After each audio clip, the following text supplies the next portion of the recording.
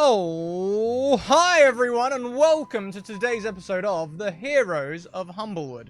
Before we go round and say hello to all of these fantastic players sitting around our table today, please take a moment to check out the following announcement. First of all, social links.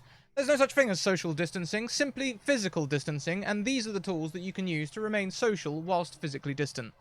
First of all, Discord. Discord is truly the home of the core of the academy. There's a bunch of people in there who would love to have you along. They will care for you. They'll talk to you. They'll talk TTRPGs and all sorts of things. It's a great supportive space to be in. Also, Twitter, we put out regular content announcing our shows. We also make memes from time to time. We talk about upcoming charity events and all that sort of stuff. Feel free to come along and help us signal boost. Talking of Twitter, there is the tweet. Every 10 retweets will lead to a wild magic surge. We draw 4 wild magic surges, and then chat gets to vote on which one comes true. We also have YouTube up there. If you find yourself bored during quarantine, we have 6,000 hours of content for you to go and use, split into handy 30 to 40 hour seasons for your viewing consumption. Just like binging series on Netflix, really, I suppose. Also, we have sponsors. Today's game is sponsored by The Deck of Many. You may have also seen a couple of their adverts if you've been waiting in the startup room for their latest Kickstarter, where they are creating more animated spell cards. This time they're going to be creating SRD cards from level 6 to 9. Also, a set of animated tarot cards. Their Kickstarter was funded in 15 minutes. They've currently raised over $600,000, and at $700,000, they'll be releasing a deluxe tarot card box set. So it's one of them Kickstarters that I know. I'm predicting the future right now, okay? I'm going to use my internal tarot to predict that in a couple of months, people are going to be looking at these things and going, I wish I'd backed that Kickstarter. We're going back in. Also, check out Mage Hand Press. Mage Hand Press produce expansions for 5e. If you want to play as pirates, you can. If you want to play as cowboys, you can. If you want to play as in space, you can. And if you want to play in the Feywild, you can. You can especially see the Feywild on Wednesdays at 6 p.m. EDT when we play Downside Up in the Feyfolio, their 5e expansion, run by Mackenzie Lane DA. All of their PDFs currently have 25% discount to support physical distancing. So go ahead. Also check out Hero Forge. We display their minis on Wednesdays at 2 p.m. EDT. And talking of Kickstarters that people say, God, I wish I'd funded that one. We currently have beta access to their color mini creator to create these magical minis. This is actually one of their prototypes. This isn't one that I've made. But we build these in their creator, and we'll be looking at getting some ordered very soon. It was a $3.1 million Kickstarter, 6,000% funded, and this mini isn't painted. It's not painted. This is printed in full color resin. Last but most certainly not least, Dungeon Fog. Dungeon Fog for all of your map making needs. You can play around with maps, you can create different terrains, different buildings, wallpapers, all of that fun stuff, and add assets to your scenes for your players to discover. You can print them, you can share them online and play together. And if you would like access to their premium assets, you can do so with a 10% discount using our special code, Scratticus. Let's go round and say hello to everyone. We will start this week with Jess at GoJG. Oh no, it's me. I wasn't expecting that. Hi, hello. I'm Jess. You can find me at go_JG on all the places. And here on Thursdays, I get to play Sunny, the little Gerbine. I almost said bard. I'm not a bard, not even slightly. Little scufflaw fighter who has too many weapons and can only use one of them because, oh dang, they're cursed. Sunny uses they, them pronouns and is only mostly cursed. So it's going very well for Sunny right now. What? Everything's fine. This is fine. Everything's fine.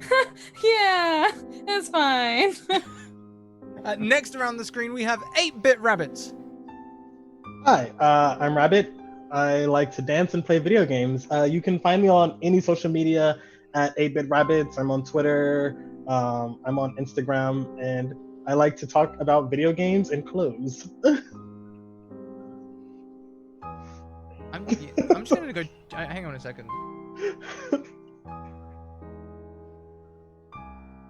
Yeah, I'm following right now. I'm subscribing to that content. That sounds great. Next around the screen, we have War Stories O, Jacob. Hello there. I am Jacob. I'm Jacob War. I am on Twitter under War Stories O, and I am a professional dungeon master, working out of sunny London, which is why I may be taking a bit more of a downbeat tone as we proceed, because it is closing in on midnight where I am right now, and my housemates are asleep, and I want to keep it that way. Admirable. We'll see how that goes. Last but most certainly not least, Blind Temple.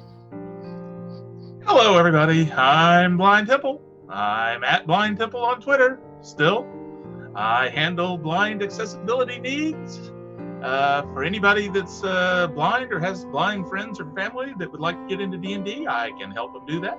I can find them a game, and I explain the blind to the sightlings out there who keep asking dumb questions, so they should come and ask me those questions, and I'll explain them to them.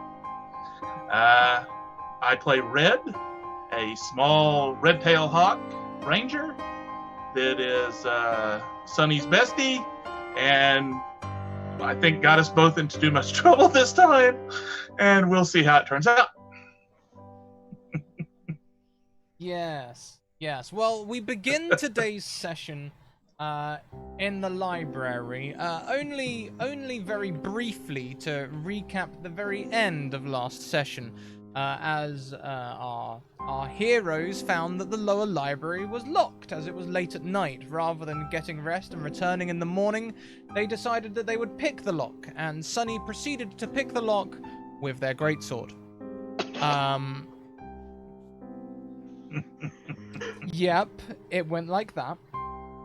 So we will pan immediately to our guests this week as the alarm rings to say the lower library is being broken into.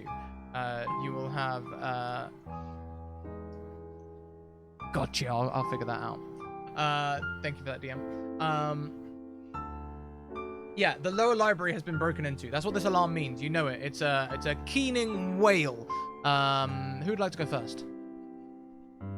I'd like to know what this sounds like, please. I kind of want to know too.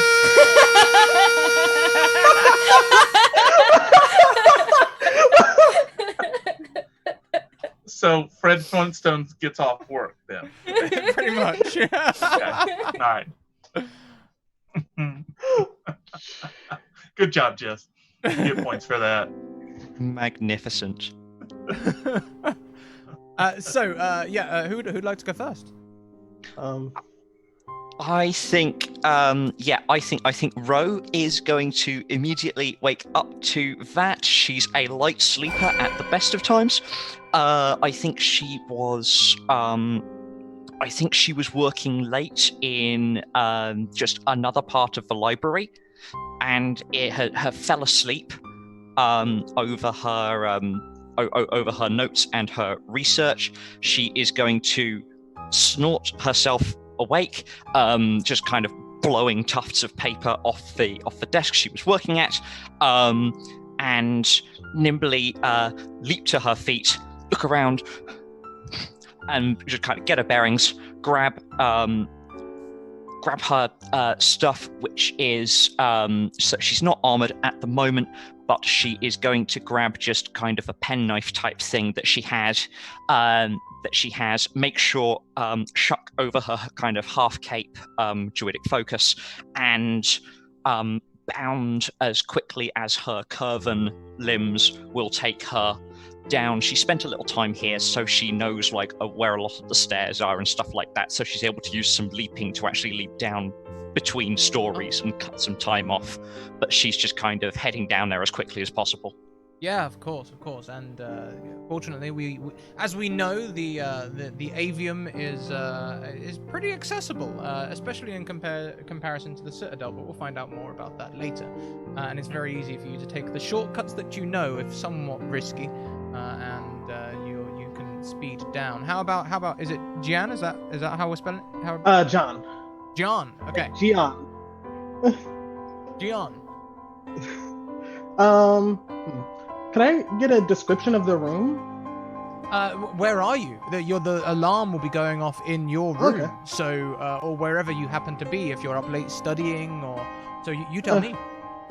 Okay, so I come from behind a bookshelf, and I'm I'm coming from behind a bookshelf, like kind of scrambling out of there, like tripping over coins and whatnot. And I'm trying to play it off. Hey, what did you guys hear that alarm? What's happening here? A fairly large mountain goat looking person just down in front of you. This is an upset, isn't it? Come, go, let's go. And we'll kind of hustle you along just as another person, because I don't want to jump in here alone. All right, here I come. All right, and you look like you can see they're kind of nervous, like sweating a little bit, like, oh my god, what's happening? You make your way to the lower library. Yeah, absolutely fine. You make your way to the lower library. On the way, the professor joins you. The professor looks particularly fabulous, if somewhat ruffled. They are, well, Dean Winsworth. You'll know them well. They are fabulous. Oh my. Oh Yes. my. Yes, indeed.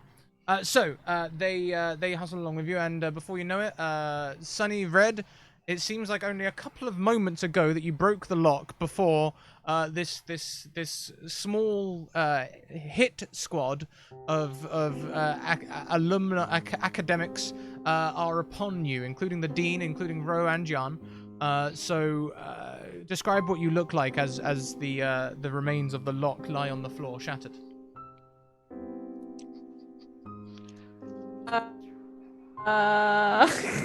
Okay. Do you want to go? Sunny is a teeny little Jerbean, very, very small, like mouse person, big feet, long tail, wearing magical leather armors that they were gifted, and has like just too much stuff on their back, and is actively currently holding up a great sword that is twice their size over their head in a just smashed it position, and looks very innocent.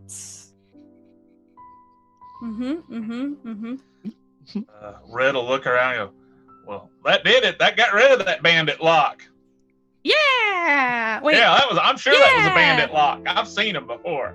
Yeah, we definitely helping, fixing things. Fixing. Yep. The dean ruffles and do you have Heroes of Alderheart? I appreciate your diligence, but do you have any idea what time of night it is? That's a good question. What time is it? I may have gotten embedded in my research. It's like 3 hours until dawn. Oh, no. Yes. Right. That is quite late. That's good to know. Thank you. Well, you see, it's also that is what time it technically is, but it is also time to deal with a problem, you see, as there's stuff afoot. There's things afoot. I think that's a saying. There's things afoot here. And we are Treachery afoot. Bad things. We're heroes, remember? We're here to do good things. Yes, of course. Okay, look. And the dean walks over to the door, pulls back what looks like a brick, but it's actually a sliding panel, and with a wing goes do do do do. Oh no, that was the old code. do, and the keening whale goes. Can Red try and remember that code? We'll see. We will see. I will bear in mind that you requested that. Okay, you said do. That's exactly what I said. You're right. Gianro, would you please accompany the Heroes of Alderheart into the lower levels of the library? No one should be in there at this time, but by all means, help them if they need anything. I'm going to go back to my perch. Can I help? I think I may be useful. Just an extra set of eyes in there. Oh yeah, we could definitely use that. Definitely, yeah. I have been here a while, so I'm sure I'll be able to find something. That'd be I'm good. good at 'Cause finding things. I don't even think we know exactly what we're looking for, so that's great. That's the best kind of looking. I don't even think we're sure it's down here, but It'll be an adventure. Yes, it definitely seemed. I think we definitely had reasons. There were reasons. yeah, We do. There's not reasons. So This sounds like a brilliant segue into a recap of last week's session. Who would like to do that? Actually, it was 2 weeks ago. it was 2 weeks Let me look at ago. my True, notes. true. I still have the scary poem written down, but I don't have. Oh yeah. We fought the dead unicorns. We Yeah. fought death. And it turned out they weren't even real unicorns. Yeah, they were servant skeletons We molded fought- into that. fake skeleton unicorns. How evil do you have to be to fake a unicorn? I mean, Rude. really. There was a lot of fire, and there was we were following the tracks. There was chanting, like cultish type necromancy chants, and lots and lots of skeletons and bones. And one of our friends, they never seem to hang around, figured out that we needed to come down here, but it was near the end of the show and I didn't write it down. Yeah, and there was something to do, there's a lot of things that seem to be both pointing to Professor Nightseed, the necromancer, but also kind of in defense of Professor Nightseed, the necromancer. It almost seems like they're being framed. Yeah. Because it's kind of too all this look the things happening with skeletons and bones. Clearly it's necromancy, but there's other things going on. But they're the ones that are in charge of running all the necromantic skeleton servants in the place. Yeah. So and they wouldn't have had to break into all the things. Yeah, they wouldn't have had to have like all these other things we've been dealing with. It doesn't make sense. It doesn't add up. Yeah. Not good at math, but it doesn't add up. See, Scrat, we totally remember. We're very good at this, Scrat. We're very professional. We just worked through this. I couldn't have done a better recap myself, honestly. So yeah, that's basically vaguely what happened. I have it. This is Professor Nightseed, who seems to be. Yeah. We don't think it's them. Well, I think I did originally. Yeah. I think I accused him. Red tends to fly off the handle and accuse whoever's handy. Yeah. That's true.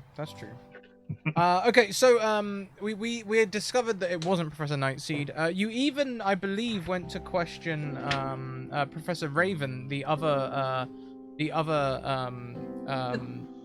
diviner. Yeah. Because he similarly, you found a black feather on the windowsill. Yeah. He was the only other. I'm trying to remember. Corvum. He was the only other Corvum in the place that you'd seen so far. But you decided it wasn't him either. Yeah. He was the one with the creepy poem. So as the four of you proceed into the lower library where all of the tomes are kept, you can see on the floor, near one of the walls. Actually, let's put this behind something at least. Who has a high passive perception? I have a 50. 15's not bad. Red has 14. 14. I got a 9. Okay. Dang! I feel real good right now. Then I got a 12. Okay, so it will be Ro. Ro, you spot against one of the walls to the west It looks especially dusty.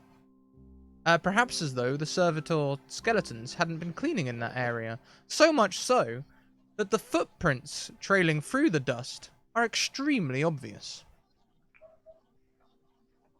Now, not every day you see tracks in the library, and I'm going to scoot down and just get a closer look at them, see what I can see about them.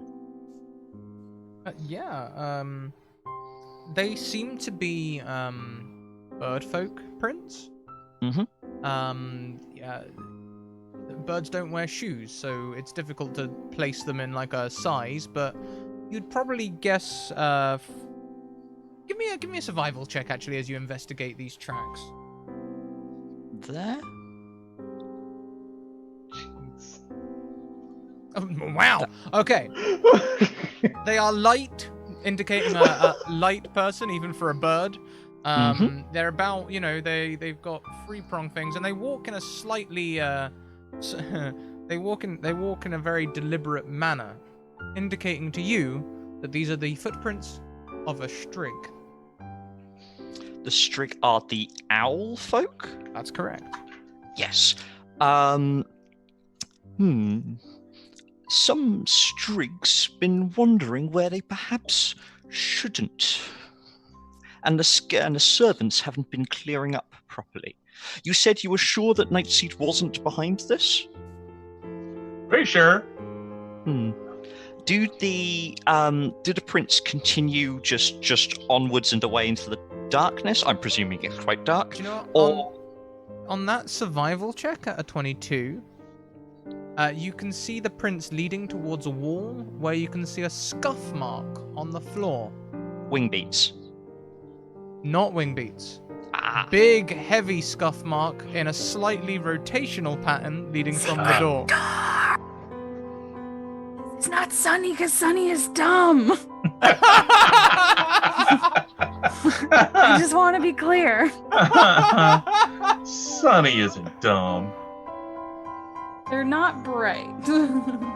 They're very strong. Listen, I'll give them what they are. They're reactionary. Yeah. Yeah, you do suspect that you may have found a secret door. Is it just the Dean who has a thing for swinging secret doors, or is that a thing that you get when you get your academics robes? I've never been quite clear.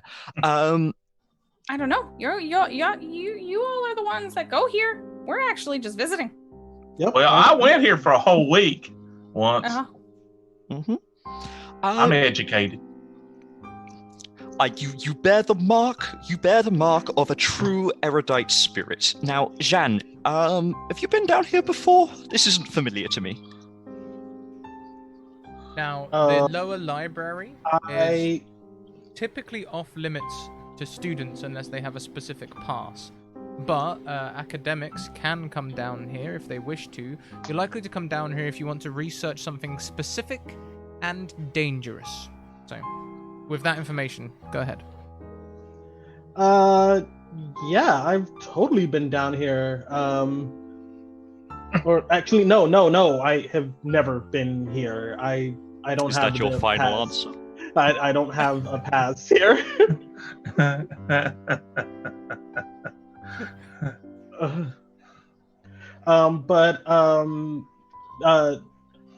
But did he tell us about the door, or did he? Or did you tell us about the door? Oh, yes. I'll have pointed it out and been... I thought I told you about the secret door. That musing was allowed. Okay. I just wanted to be sure. I've never been here. I don't have the rights, but I could probably get that door open for you. We will? Without like smashing and stuff? Sunny, Ideally. I mean, okay. I can try. Let's save the smashy for later. Okay. Sunny's pretty good with that lockpick. I'm gonna rename my sword. Smashy. Lockpick. I want to try to, if there is a lock on, I want to try to pick it or figure out how to open this thing. Okay, so give me an investigation check on this section of wall. You can, with advantage, because as Ro has pointed out, there are scuff marks on the floor. You know where to look for the door. So it's not like you're searching a whole section of wall. Okay. Turn on my advantage and. Well, you know, a 10 is better than a 3. This is going to be successful, but it's going to take you a minute. Okay, there's a lot of like scuffling around and feeling around, and you can, for a long time, you can find the edge of where the door is. Like you can feel a slight breeze, and you're searching around that, trying to find your way in. It's going to take you around 10 minutes until you realize that one of the pieces of brick nearby is actually a button that you can push, and the whole thing just slides on out. In that 10 minutes, is there anything anyone else would like to do?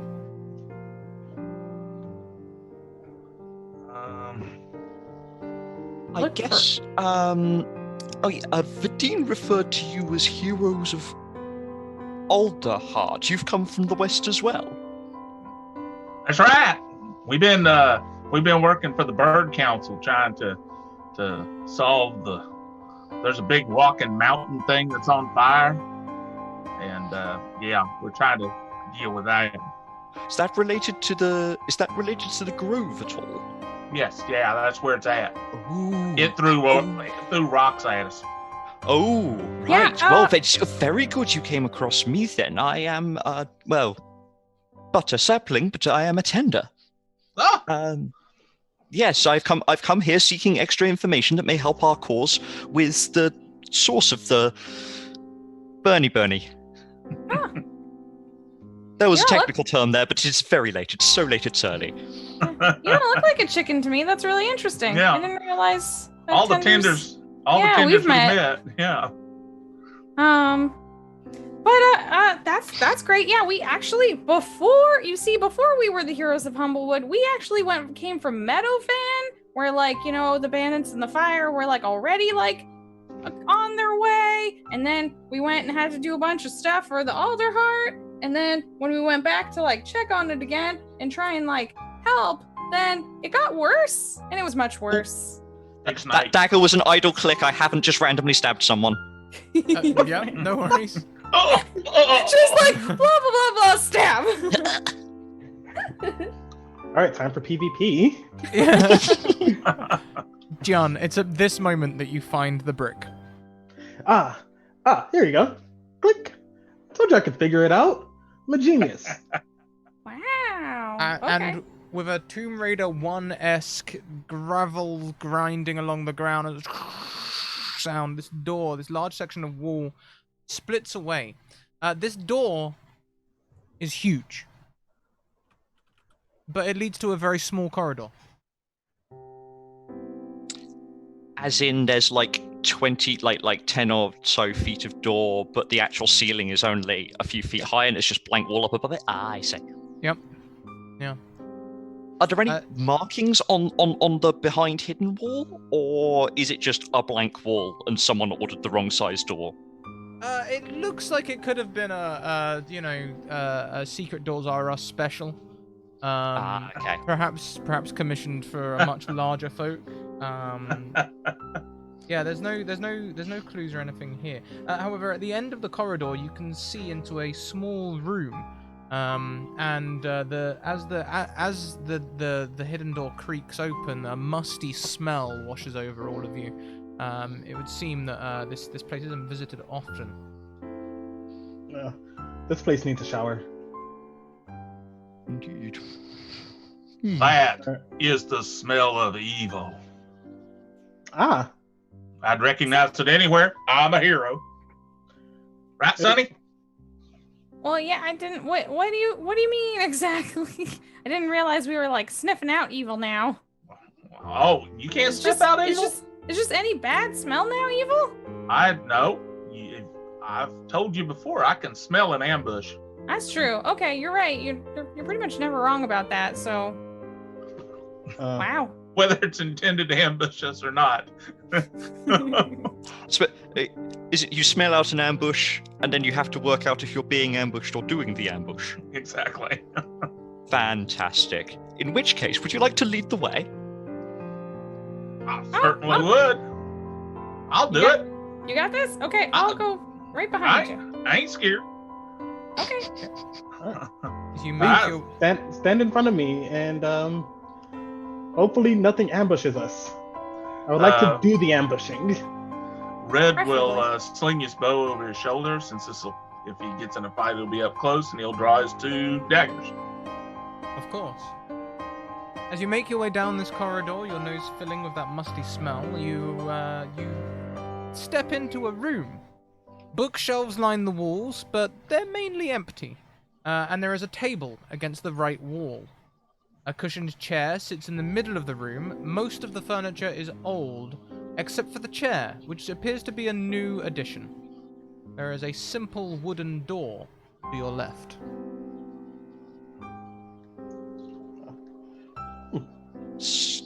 So what was the new addition? It was just a chair. A chair, yeah.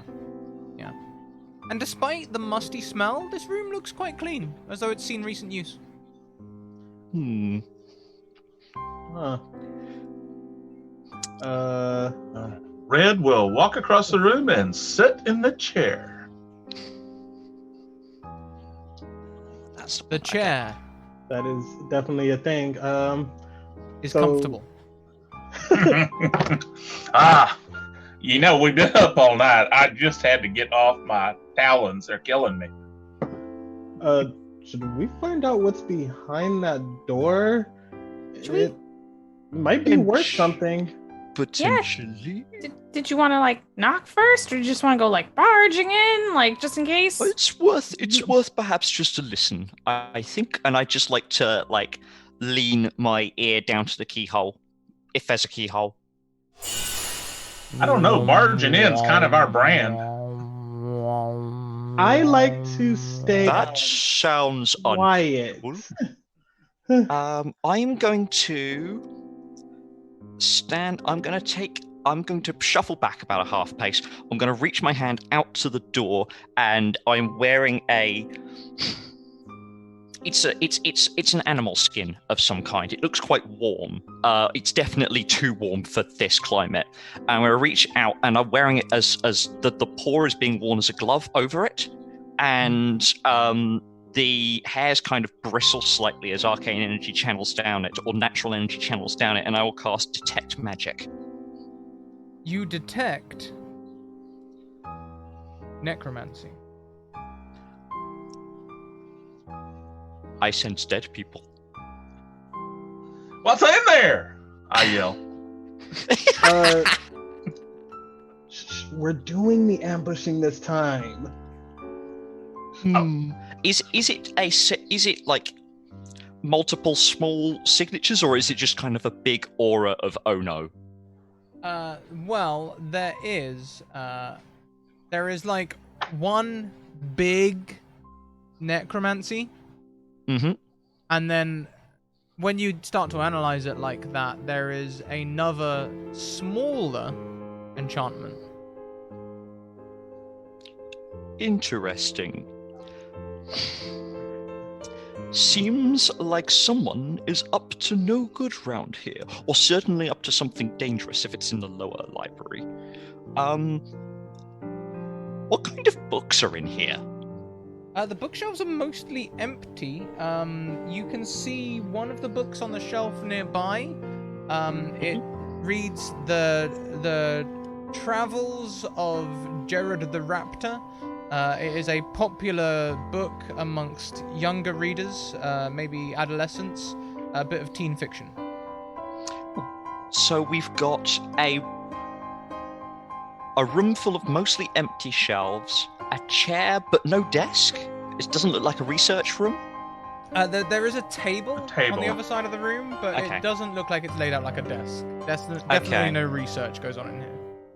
And the only book that catches the eye is non-academic. Yes. Does this feel like a guard post to you?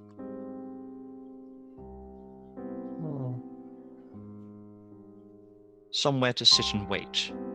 Either way, there's a big there's a big necromancy and there's a little necromancy.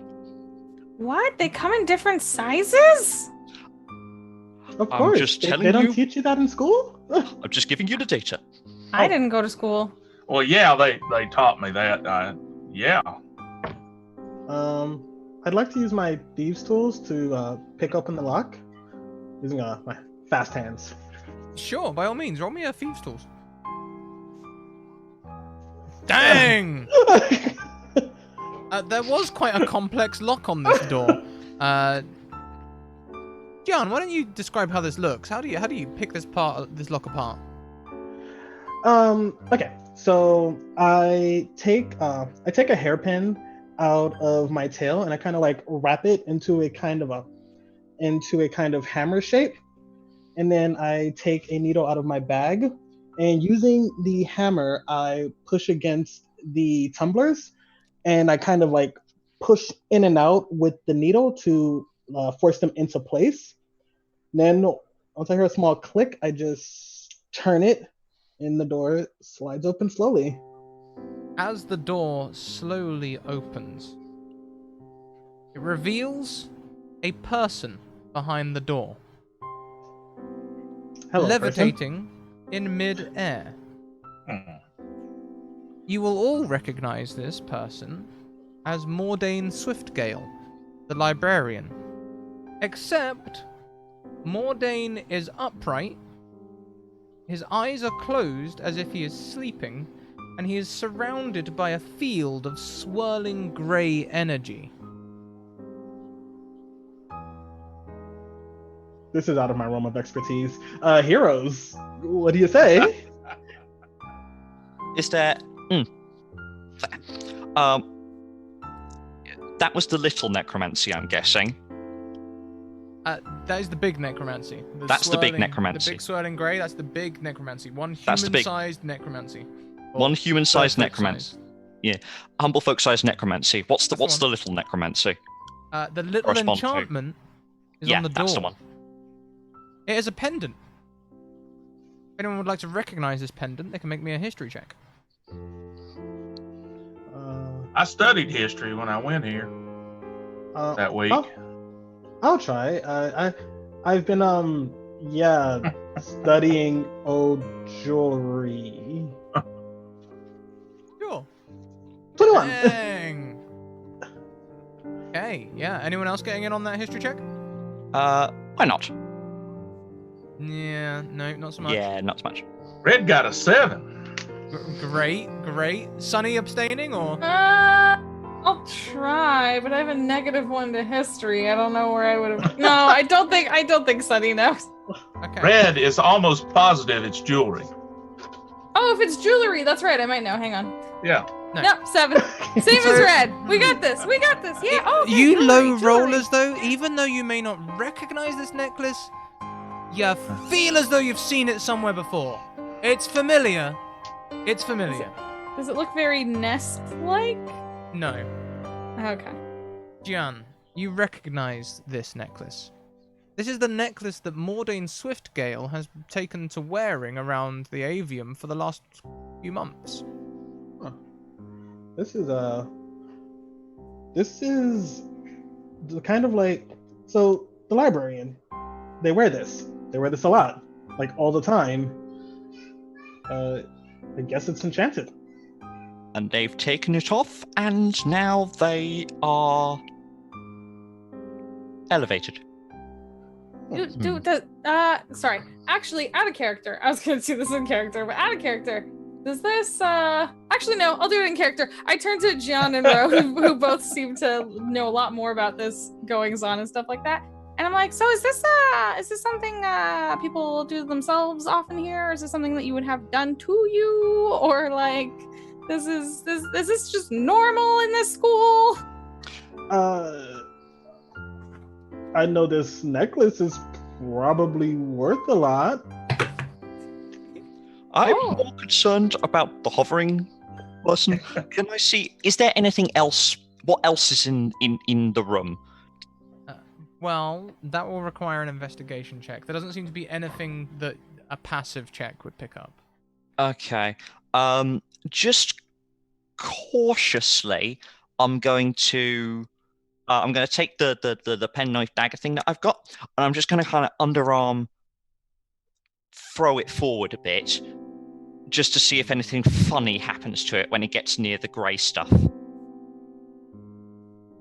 Okay, so you're not intending to like throw a knife at the librarian. You just No. Right. I'm just like I'm just seeing visions of walking forward into like.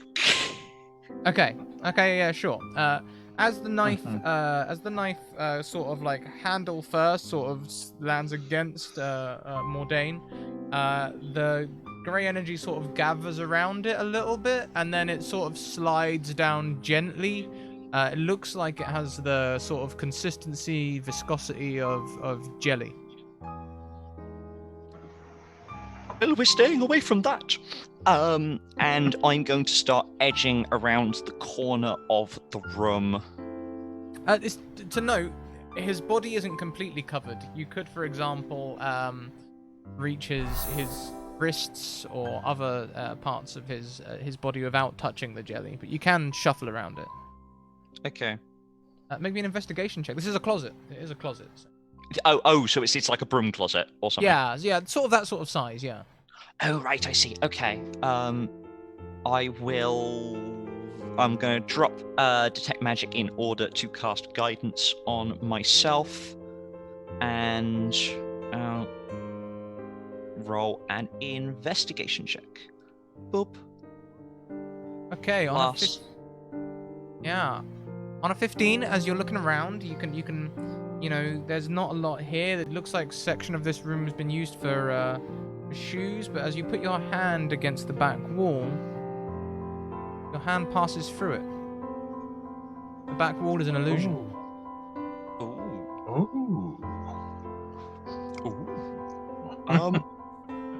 That's fun. I'm going to just lean my head through. I'm not going to step through, I'm just going to kind of lean through. You see a very, very dimly lit, a dark even, corridor. It goes further back. Should we do something about this one first, pointing back at Swiftgale?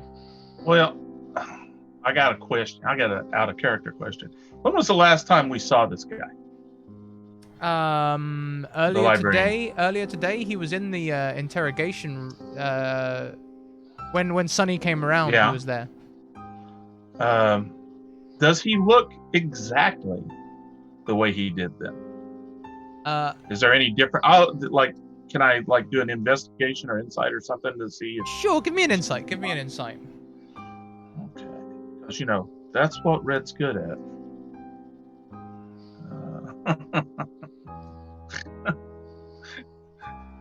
7. There is no difference between this Mordain and the other Mordain whatsoever, excepting the fact that this one is covered in grey jelly and sleeping. Well, that's definitely Mordain. I'd know him anywhere. Yes, that is Mordain. We should keep this necklace on us just in case. Does someone want to try and pull him out? I'm not the strongest person, otherwise I'd do it myself. Well, I'm not particularly strong either, but I'll try. Well, you said there's something back there. Should we just make sure nothing's in there that's gonna jump us before we get distracted with whatever's in here? It just looked like a long dark corridor to me. Okay. If only one of us was really sneaky and could get past the librarian to get back there in the dark. I'm already past the librarian. I was fine. I'm talking to you through the librarian. Yes, ma'am, but you're not particularly sneaky. I saw you do it. Just saying. Okay. Well, you wanted to just you just want me to do Red? Just gonna tug him? Yeah, You're just gonna do a pull, okay? You get his legs and I'll get his hands here, and we'll just yank him out of it. Oh, it was just both pull him. I think that generally doesn't. I think we need to choose a direction. Well, I don't know much about engineering. You just, I tell you what, you start pulling, I'll start helping, going along. Okay. You go. All right. Let's go. Seeing how much discussion this is taking, I'm going to cast guidance on Sunny. Well, as you begin to pull, Mordain is weightless. Very easy to move, staying upright all the time. So I they stumble fling him backwards across into the room. wall, like, ah!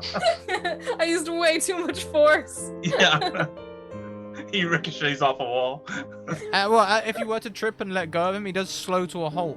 Like, very quickly, but not enough, like, to take whiplash breaking damage. You know? Great. We have a balloon. Yes, just like a balloon.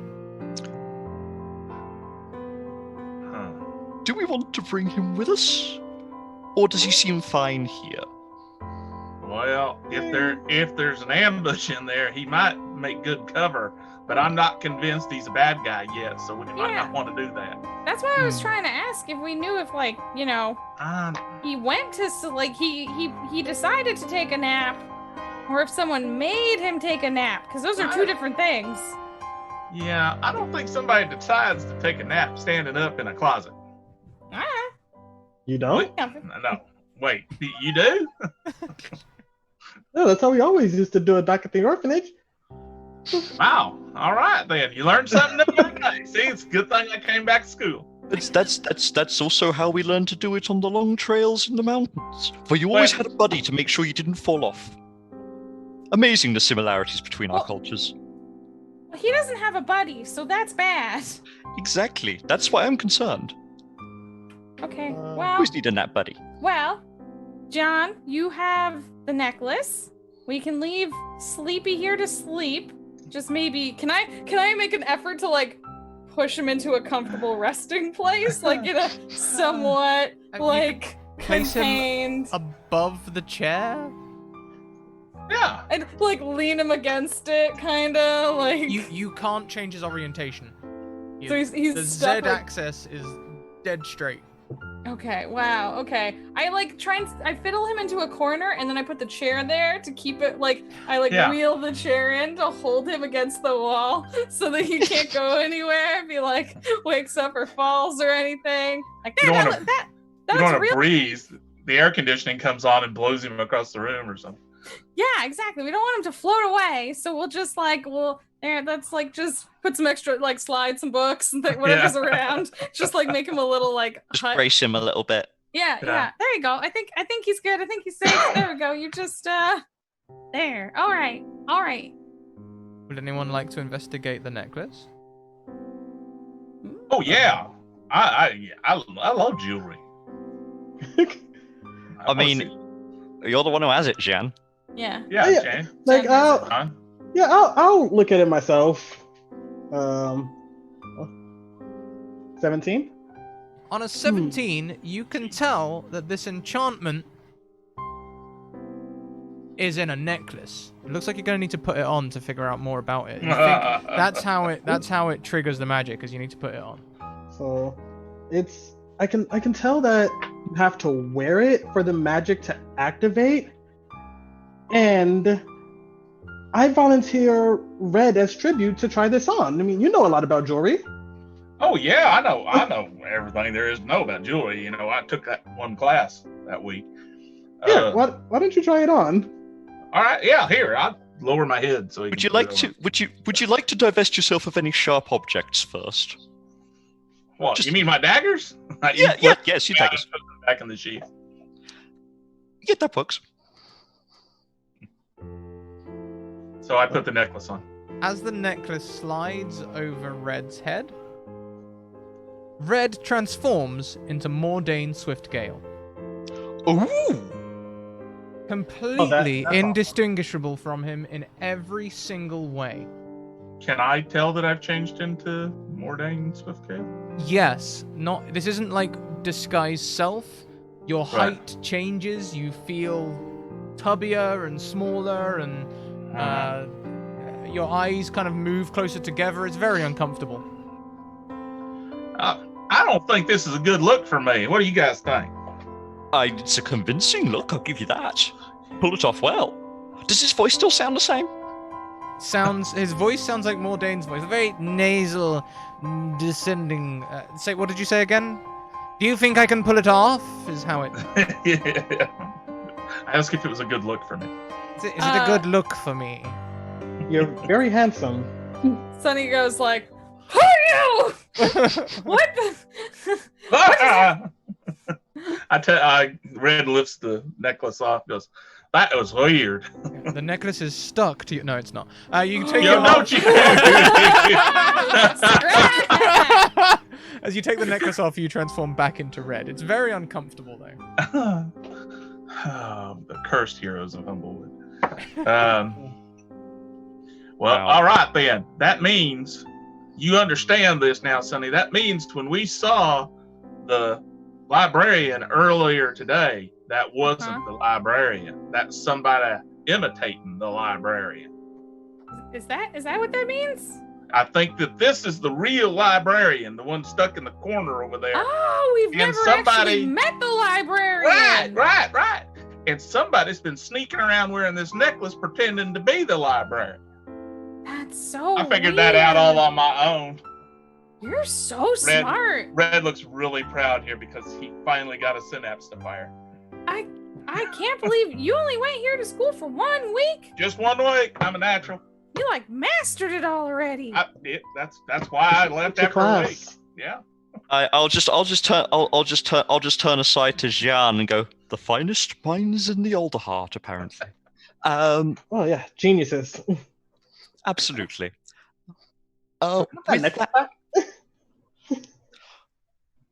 Which means that leads me to think that whoever was Swiftgale this morning is, and I'll point towards the illusory corridor. That makes sense. That's good thinking. And is likely a Strigg. Or is Swiftgale a Strigg? Swiftgale is a Strigg. Ah, cool. And is not a Strigg.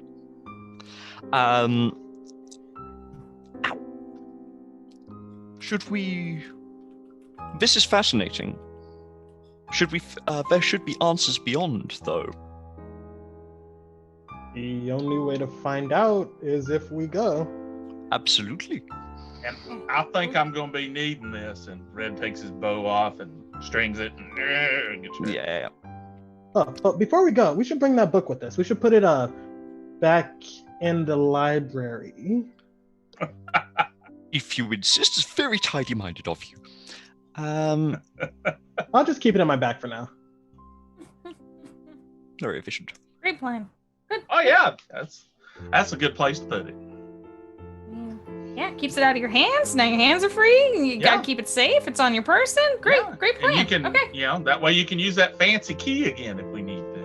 Yeah, great. So are we doing the sneaky thing? Are we like, feel like that's wise. Anyone wearing a disguise as powerful as this doesn't want to be seen. And Sonny, you got them fancy schmancy boots now, so you can be sneaky quiet. Yeah, I forgot you gave me magical boots too. I did. I'm so magical. Who's your best friend? You're my best friend. Oh my gosh, thank you. Adorable. Are we moving? Well, we are just sorting out our options right now for our wild magic search. Oh boy. Oh Lord. I wonder if I'm gonna be bit again. Oh. Well, we'll find out. So our options are that Red has Fireball cast on themselves. How's that an option? That doesn't sound like an option. Yeah, that's... Creatures around Ro take 1d10 necromantic energy, and Ro gains that energy as health. Interesting. Gains a spectral shield,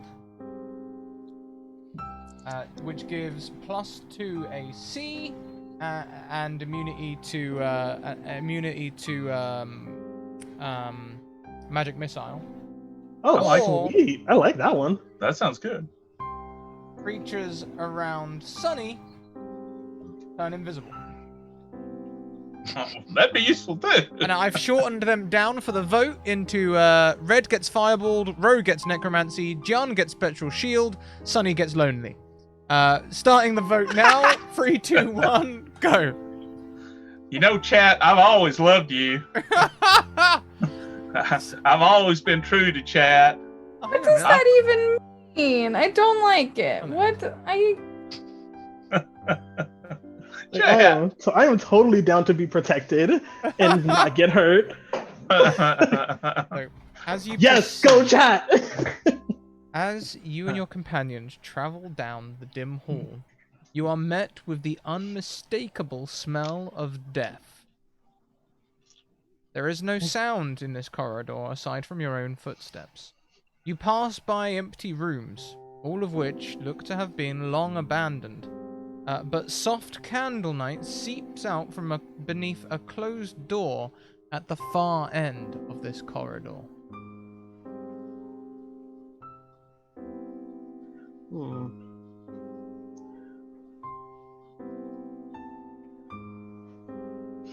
Well, one of us is gonna have to check it out. Can I make a stealth check to go see? Sure thing. Okay. 17. Yeah, on a 17, you can sneak up to the door. Well, I want to peek inside. What is the door your- open? What is your passive intelligence? My passive intelligence? I have 10 a plus your intelligence modifier. Oh, 12. Specifically your arcana. Oh, 10 plus my arcana modifier, 14. 14. You can That's a tell that proficiency in the 20 feet within the door, there's been something done here. Your passive intelligence just about picks up a rune on a tile. You know that stepping there may set off a trap or something of that ilk. There's some kind of magic going on here. I can't tell you any more without a check. Guys, something's wrong here. I feel like there's a lot wrong here. There's floaty bodies, there's dead bodies. What kind of wrong you feeling? I'm talking like one step forward might lead to our deaths. Might explode us. Yes, we might literally be exploded. Oh, can we do the thing where you throw something at it? If you'd like, I'm going to back up. Yeah, Well, first we move back, and then we throw a thing. And then if there's something bad there, it does the thing. Right? Yeah. That's how it usually works. What do we throw? Does I first before we do, I have reclaimed the dagger from earlier. I would also like to just sneak forward, crouch down, and just kind of peer at this thing, see if I can work out what it's doing. Sure. Would you like to do an arcana check? Yes, I very much would.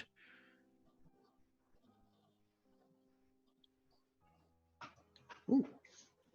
Was it good? Ooh. 16's not 16. bad. 16's not bad. So on a 16, you can tell that there is a warding here. This warding has been set against intruders, but you do not know what nature it takes exactly. Does it? Can I tell if it's specifically contact that sets it off, or if just passing over it? It's Will set proximity. it. Proximity. To the door. Proximity. Looks like a landslide victory for Gian and the spectral shield. 8 versus Nice. 1. I am protected. Thank you, chat. I love On you, which chat. note? Push. No. The No, not doing that.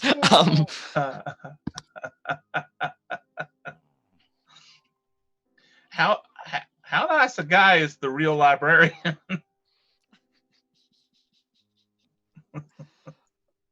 Ooh, no, it's a ward. Can't quite tell what it does. But if we get too close, it will go off. If that ward, okay, I got a question here. The specific for the professor here, because you're specialized, knowledgeable about the magics. All right, our friend the librarian out there, he's trapped in this big mojo shell, right? That's got him trapped in there. Would what's on the door get rid of that and get rid of what's on the door? That's what you call two bird folk, one stone. I'd be more worried that we actually end up getting rid of the bird folk instead of the enchantment. Let's be honest. Oh, all right. I'm assuming that we want the librarian to live until further notice. Yeah, it turns out I don't think he's the bad guy after all. That I Exactly. Uh, Can we Similar. open the door from a distance? Just get it to face into the wall?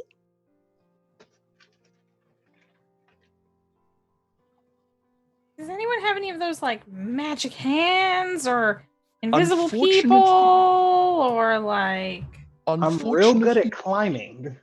Actually, is there like a second floor or like some sort of ventilation shaft? Well, you know you're deep underground. And You're this gonna is Nakatomi this bitch? secret. This seems to be a secret. Yeah. Secret so there- passageway. You can't see anything around in the way of ventilation, but give me a perception check. Perception. Oh god, I'm awful at that. Rip. Hey, you're not so bad. On an 18, you can feel a small breeze coming from the last room on the left, which may share a wall with this door. Oh, Let's see. I may be able to help here. However, does the door have a lock, and does it look like it's locked? It does not look like it has a lock. It looks like it has a lift latch. I think I can get us through, but I don't think it will be quiet. That's all right. I prefer it not quiet. Okay. That's our brand, right, Sonny? Yeah, I mean they're gonna know we're there when we yell at them. Step back, if you please. Okay, will do. And I am going to kind of crack my neck and go, oh, I hope this works. And I am going to turn. I hope this works. Yeah. I'm going to turn. I'm going to use my wild shape to turn into a giant octopus. The corridor suspect I'm fills with giant octopus. I suspect it's rather cramped. It is. Oh my I am going. Yeah. I am going to kind of slightly awkwardly crink one tentacle forward, and I have a 15-foot reach with my tentacles. So I am going to reach kind of as circuitously as possible, like over around the wall and to the side of the latch, and as delicately as possible lift it off and try and like. So hang on. So I mentioned that the room to the left had like air, like a little bit of flow. There's only a crack in that room.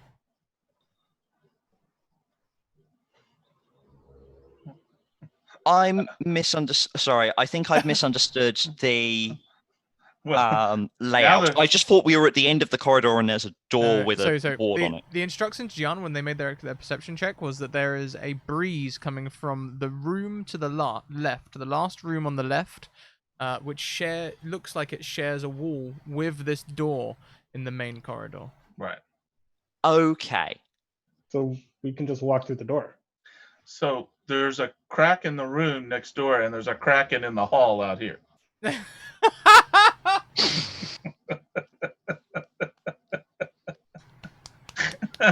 Thank you. My defense for this was in character. Ro was considering very deep in character, and so as I'm snaking my tentacle along the wall on the left over the door, I feel the breeze and kind of mentally go, oh. We should walk through the door. I am going to very sheepishly unlatch the door on the left and then just squish myself against the far wall so the others can get past and into the room. Okay, as you do so, you do set off the warding. Ow, bollocks. And as you do so, it...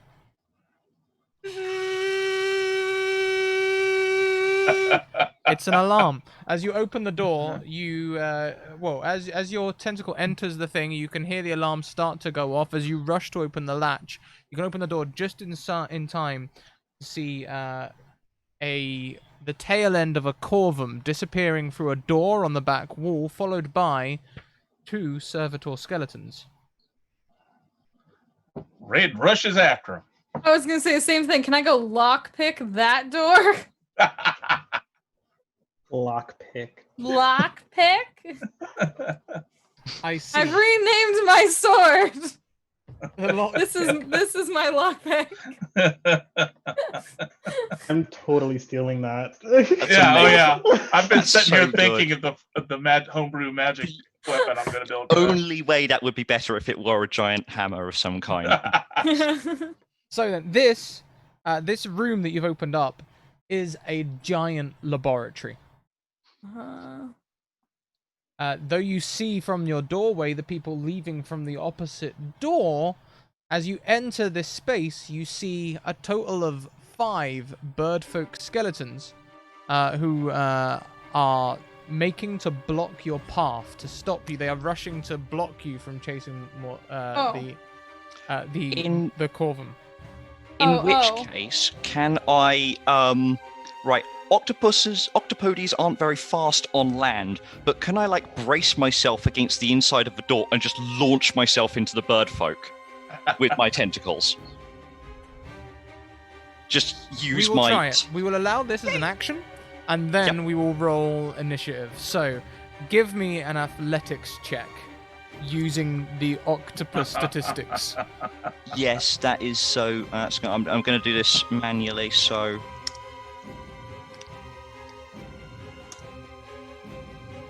natural 20. Woo! Okay, you catapult across the room. Your octopus, your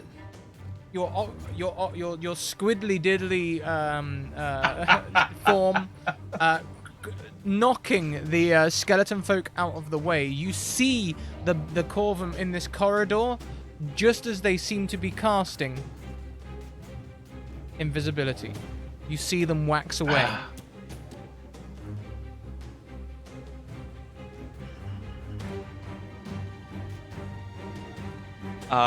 Okay.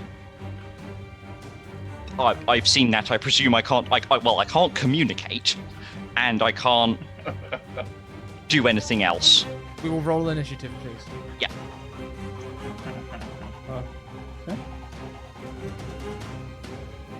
Dang! These dice are on fire! Finally, I rolled something good. Red has a 23. Woo! Thank High five. God. I was expecting another 7. I was not expecting that much from the octopus. Okay, can someone track initiative for me? I'm not gonna go first for once. Yeah. Okay. So Ro's gonna keep them occupied.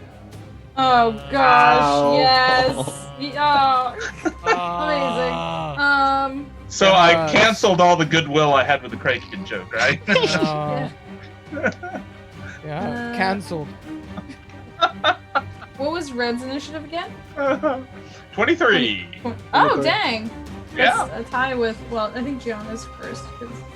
Well, actually, you probably both are extremely dexterous, aren't you? Oh, wow. I am 18. Oh, you want me to roll it again? Well, 20. Yeah. John can go I first. rolled another 23. Good lord. Yeah. Oh, What? John. It is yelling that you need to go first right Yes, now. go on, It's John. like Plus, you got the special duty hickey magic thing going. Magic? I am not a mage. Neither am I. I'm going to put all the skeletons on one turn.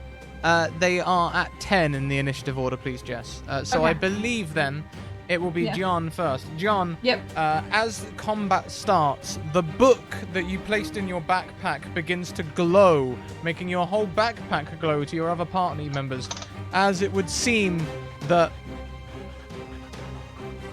the adventures of Gerald, did I call him Gerald? Gerard? Gerald? Gerald the Raptor? Gerald the Raptor coats your body in spectral protection. You gain +2 to your armor class, and you feel like magic, a certain kind of magic, may not affect you. So, kind of magic. uh, what would you like to do on your turn? I feel funky.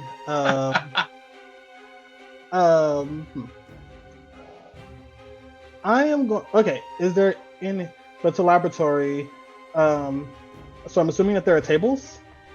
Well, it looks it looks like there may well be experiments that have been done here. It looks more like almost like desks and operating tables, some of which have bones laid out on them. You can see, what Ro can see at least, through this passage, there is a staircase that leads down. Do you know what? We'll put a sign above the door that Ro has landed in front of that says, "Super secret lab this way."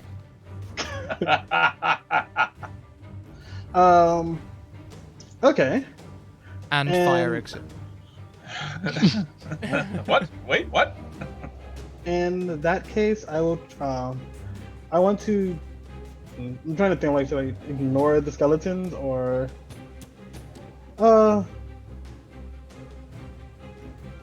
I will hide under a table. Sure Like- thing. I want to use my bonus action to hide under a table. No problem. You can totally do that. In that case, give me a sneak check, please. Okay.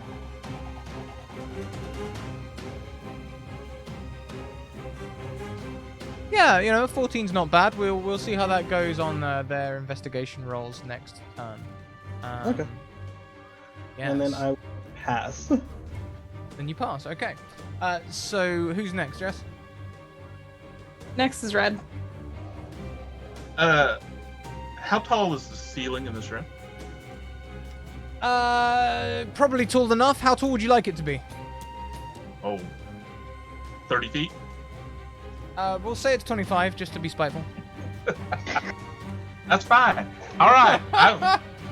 They're like halfway across the room? The skeletons. Yeah. Yeah, they're making to block your passage to this doorway. It's about 30 feet across. Well, they're skeleton bird folks, so they probably forgot about, flying. So I'm going to make a run at them and then just flap to get up and get some air above them and fly over the top of them and land behind them and try and keep going for the door. Sure thing. What is your flight speed? Not much. Let me see.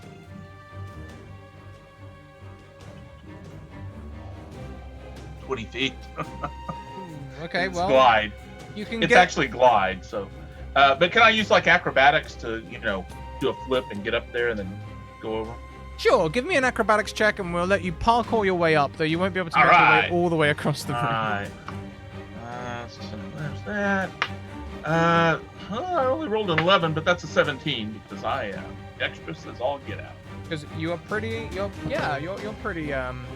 good at this stuff. Okay, so you launch yourself into the air and you are able to glide across the room, but you have to complete your movement next turn. Is there anything you'd like to do while you're gliding?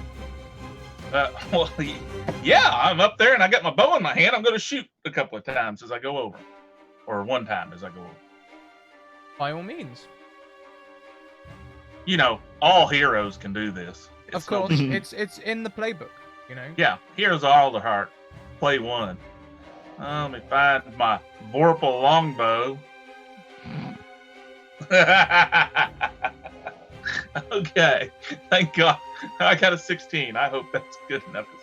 I rolled an 8. Yeah, a 16 will hit. Okay. So roll me some damage. My rolls have gone back to their standard here. 11 points of damage. On 11 points of damage, a large section of this birdfolk skeleton is scattered across the room. There's only just about enough for them to stay standing and stay threatening. So, like most of their ribs, their hips, one spine, one arm, and that's about all there is left of this skeleton. It looks pretty damaging. Red will look back at Sonny and go, "Come on, Sonny, let's get him!" And when he lands over there, he's going to keep going for the door. Okay, next up. Ro. Okay. So Wild Shape says I can still use my racial traits. Yes? And one of my, because I'm a nimble curve, and one of my racial traits is my ridiculous standing leap. In fiction, does that really apply? Could I just like ground pound as a large octopus? I mean, On you top of the kind skeleton? of just did to one of the skeletons, so Yeah. yeah, why Cool. not? In which case, I'm going to gather my 8 noodly appendages under me and just kind of hoodoop, goomba stomp one of the skeletons. By all means. We'll figure out damage for this in a second. Give me an athletics check as way of making an attack roll. Okay.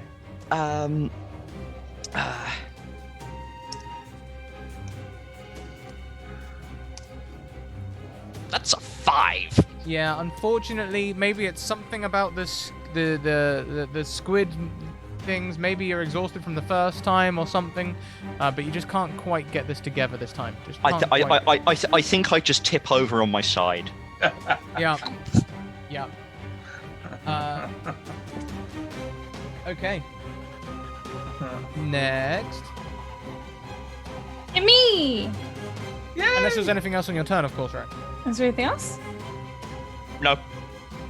Okay. I want to try as a Gerbine. I already have nimbleness, which makes me able to move through spaces of creatures that are larger or smaller, like larger than me, because I'm very small. I also have my Gerbine standing leap, which allows me to jump 30 feet or 15 feet straight up. And I also have squat nimbleness, which is a feat that allows me to makes me extra dexterous, gives me extra speed, and allows me to avoid grappling. That's So you exactly see what I I'm hope you do. What I'm So you're trying just to gonna say run is through there. I want to run past all these dudes to go try and get the Yeah, Corbin. other So, dude, the backside of the bird we saw. I specifically so want. We've all got a complete Mhm. picture of what's going on here. John goes to hide under a table, and the rest of you immediately flee to put a line of skeletons between you and him. Yeah. Very, like, Sounds I about would right. like to stress that I am a very distracting octopus right now. Just, I just want to be clear here, I just think that's how Sunny would react. I think Yeah, Sunny would see, like, we've been chasing this for a while. This has been like we've had to deal with a Yeah. lot of stuff, and it seems like we're finally close that to point, the, yeah. we can't let him get away. Like, Yeah. this is what I'm just saying. This is what Sunny would do. Sunny might, like, Mhm. if it's made aware to them. Hey, that they've just if abandoned you're someone, happy, I'm then they- happy. Oh, I just wanted us all to be In aware my as players. defense, I was trying to put the smack down on some more skeletons. I just slipped. This is fine. This is fine. Okay, so Mixed Sonny, success from this form so far, I will admit. Sonny, as you're running through, would you like to take any action? Uh, You got a big damn sword. Can you do so without using up all of your movement actions and things? Well, that's what I like. I think they're more focused on like running through. I think they're dashing. They're dashing through. Oh, okay. I think they're dashing through to try and get to the bird butt we saw. Bird butt. I get that. Okay. That tail. By literally chasing tail. Yeah, we're literally chasing tail. Literally chasing tail. Okay. Yep. This is fine. Okay. John, looks like he got it. We're gonna go get the bad guy. You dash through without anyone being able to take opportunity attacks or anything like that. So is that the end of your turn then? Yeah, does that only like get me across the room? It doesn't like even get me to the door or anything? Well, yeah, 30 feet will get you across the room. 35 twice. Yeah. Yeah, you can get out of there. You can dash all the way to the stairs. You probably passed the bad guy on the way down.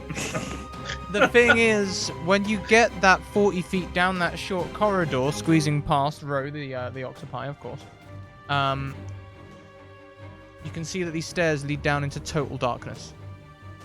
Oh, dang it. I definitely don't have dark vision.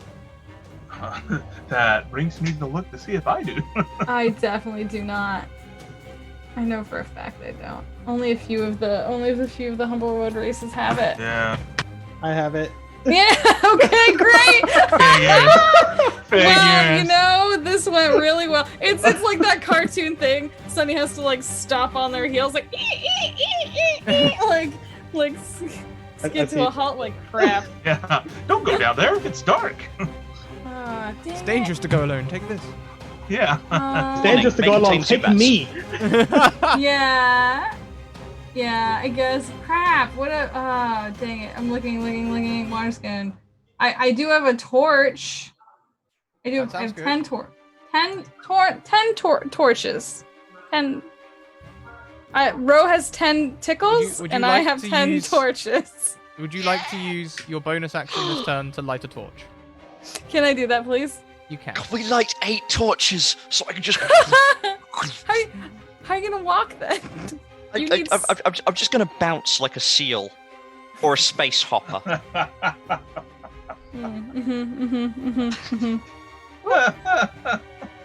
Okay. Well then. I love the octopus. I'm sorry. I love it so much. I'm gonna have to drop it eventually, but I'm gonna drag this out as long as I can. Who is up next? Next is the Skellies. Good luck with that, Jan. Next is the Skellies. Right. Okay. I haven't transported their character card over to the Roll20 yet, so I'm just going to use the old-fashioned way. So let's have a look here. The first one is going to rush across. Well, like you say, you're a very distracting octopus in the room. So they're probably going to rush towards you and start attacking you. There is a total of 5 in the room. They each have 1 attack. They're going to. It's more like 4.5. I shot that one. That's true. That is true. In fact, 3.5 are going to move towards the skeleton, and one, these things have large talons, and one has its skull continually fixed on you, Red, with its beak looking towards you, little red eyes in the sockets, as it begins to use its talons to climb the wall and make its way across the ceiling. Oh, that's creepy. I love it. The others rush across and attack you with their short swords. They're trying to hit an 11.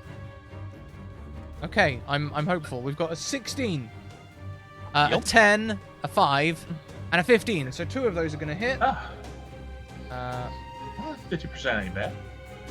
Not too bad, not too bad. Please take a total of 12 points of slashing damage. Cool. Okay. I've got hit points to spare. It's cool. Great. That's it for the skeletons. The other one is going to climb up the wall. It has a climbing speed of 30 feet. So it makes its way. It's nearly above you, Red. Oh, really? All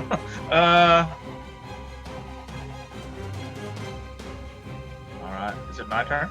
Your turn. Oh no wait. Jesse's turn is it? no. No. No, yeah. This is John, why I don't track initiative. I'm rubbish at it. Yeah, John is first. Okay. John is the. John, what would you like to do with your turn? I think you're muted, Sean. Oh, sorry about that. There was a whole pizza truck outside. So I have to mute myself. That's okay. Oh. Can you get us a pizza? We sure. probably just see a Gian-sized dust cloud back there under the table as he's beating feet back up to the upstairs. Okay, so I'm going to, since I see that they're not looking at me, I'm going to throw one of my daggers at the half skeleton. Yeah. And since they're not looking at me, does this count as sneak attack? Sure thing. I like that. Yeah, you took the. They're engaged. They tried to attack me, so they're engaged with me. So yes, that will be a sneak attack. Yeah. Also, you took the time to hide. I think that if there's anything more than a sneak attack, it's from a hidden position. So yeah, of course. Yeah. Okay, then. And you get points for good tactics of finishing off the wounded one. We'll roll 1d20 plus 5. Okay. 15 to hit the half skeleton. Oh yeah, that hits. That hits. Roll us damage, but I think you'll be okay. Okay.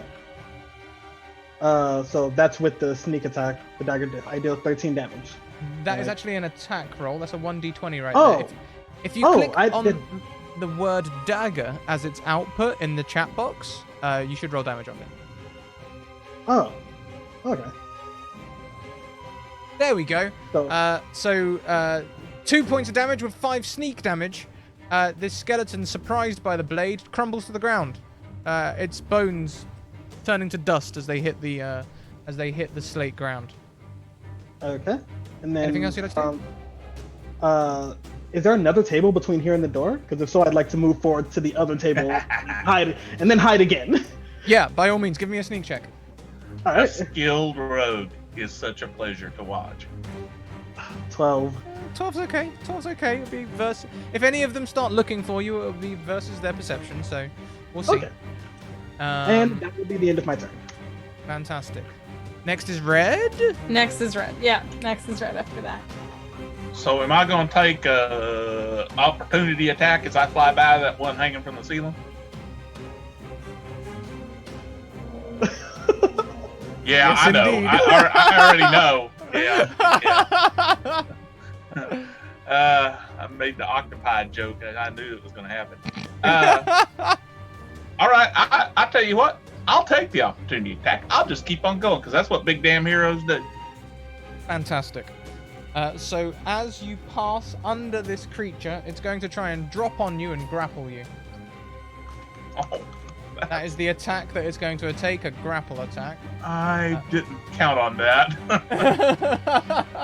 These are smart skeletons. Yes. That is 8. You can oppose it with your acrobatics since you're in the air. Thank God. Okay. 13. You evade the skeleton. The skeleton clatters to the ground, taking 5 points of damage. You are free to take the rest of your turn. Thank God I got a high acrobatics. Or or Jesus, that kind of thing. Okay, I continue on to the doorway where the bird butt went. You see, just like Sunny did, it gets completely dark down there. Right. Except for the light from Sunny's torch, as Sunny is... How much movement do I have left? Let's see, you had 20 feet, so getting into the corridor, you've still got about 5'10". Okay. Okay, so I'll go ahead and go 10 more down into the corridor. That should leave me in dim light, right? Yeah, just about in dim light, yeah. All right. Bonus action or an action to do a hearing perception to see if I can hear footy prints going down the steps. Give me... I'll let it be a bonus action. All right. Bonus action! I am not that perceptive, as you may have noticed. Oh, no, I'm actually pretty good at this. An Famous last 11. words? Yeah, Okay. an 11. On an 11, you hear from deep below and down this staircase a Yeah. very sort of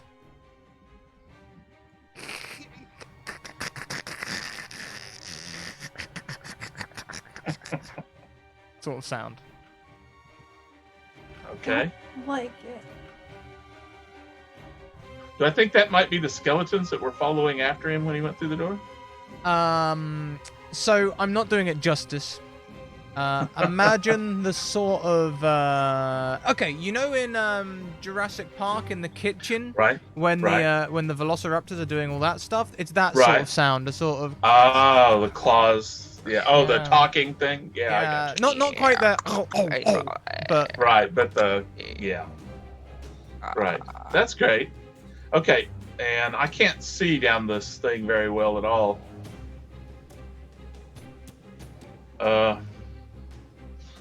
Boy, I really wish I had a light spell right now. But I sounded don't. like the lament of someone who had the option to take one. Yes, I do. How close is Sunny to me right now? Well, I mean, I think you've become fast friends. You're about 5-10 feet apart. Wow. Well, if we're 5 feet apart, I'm going to cast protection from evil and good on Sunny. By all means. You are now protected. If undead attack you, they have disadvantage, as well as demons and all sorts of other crap. Evil stuff. Yeah. But the most important one, I think, at this juncture is undead. And that's my everything. Fantastic. Next up. Row. Cool. A skeleton just plummeted to the ground It did. near me. By all means. And this is going to be, because it's prone on the ground, I'm assuming this will be with advantage. Yes. Cool. 23 's The 23 will hit. Cool. 23 is definitely going to hit. We'll do 1d6 falling damage plus your strength modifier. My tentacle bludge. No, this was my this was just with my tentacle. Sorry. Oh, I made see. I'm done with the Goomba stomping. It didn't go well the first time. You're It done. didn't go well the first time, so I'm just kind of. You've never seen an octopus, Jan. You've never seen an octopus look petulant before. I'm writing. This is new to me. I think I just kind of looped two of my tentacles together and just went on it. So Roll the damage. Yeah. that Okay. is 7 points of bludgeoning damage. Is it perchance vulnerable to bludgeoning damage? You know it might just be as you destroy this creature with a single blow. And then I will just start hauling my bulk towards the. It's a spiral staircase down. Yeah, it's like a corridor, 10-foot long corridor, which goes to dim light, and then like 5 feet down, you can see it begins to spiral, but you can't see beyond the 5 feet. I am hauling myself. I have a 10-foot move speed on land as an octopus, so I'm just kind of hauling myself in that direction.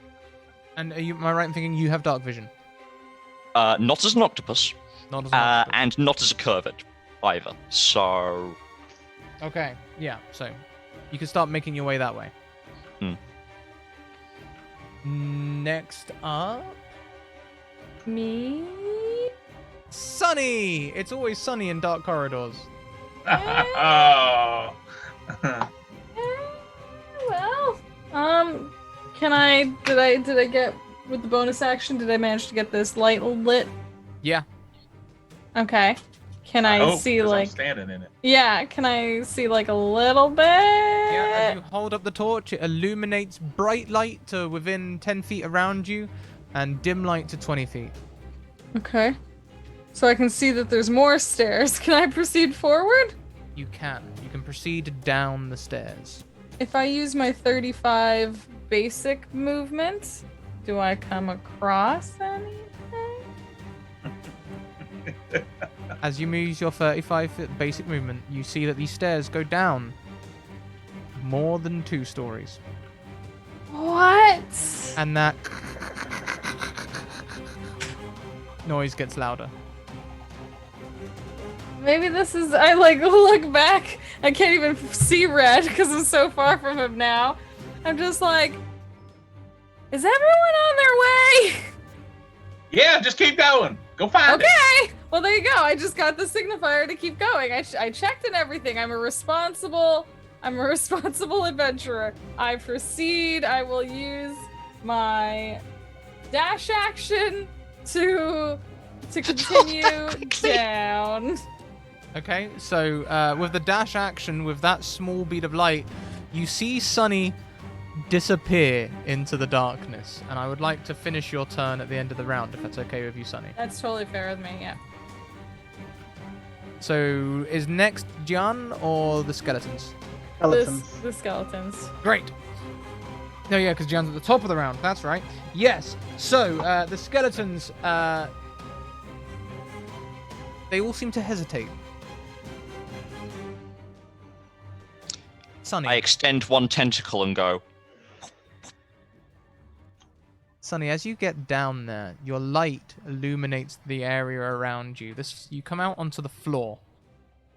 The floor is vast. Your torch doesn't light up the walls. You hear the sound of one large footprint.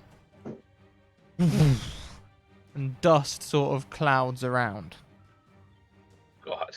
This doesn't sound great.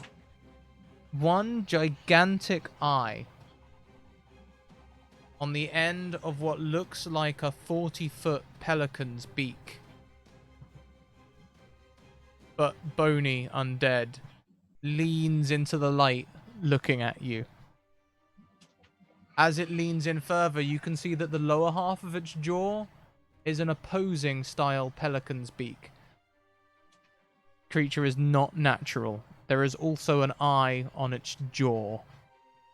The eyes perceive you for a moment, and up top, the skeletons in the room stop what they're doing, drop their weapons, and leave the laboratory. We'll return after the break. Oh, I saw this thing in the HumbleWood manual and it was amazing and I'm so happy. You know it's bad when the undead run. Everyone, we're going to take a 5-minute break. We're going to stretch. We're going to grab drinks and bios and all that good stuff. We recommend that you do the same. We'll see you in 5 minutes. And check out this ad from the Deck of Many. Oh, I'm so happy. Thank you, Scratticus.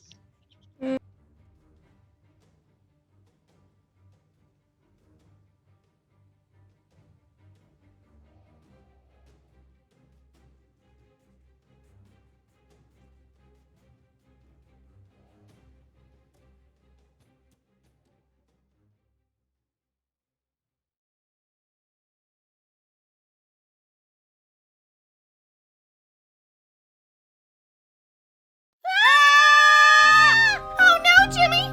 Heckna's after us! What are we gonna do? Sword beats face! Ha! Looks like you really lost your edge, huh? Huh? God, I'm funny. So, I guess weapons don't... Weapons don't work! Hey, why aren't you laughing? Oh, I know! Let me hit you with the punchline! Ah! Wait! My animated spell cards! They can save us! Well, jeepers, Jane. Blast them! Avada Kedavra! Ah! Right in the funny bone. Bleh. I really don't like that guy. We did it! Yeah! Defeat your greatest foes with the most powerful spells.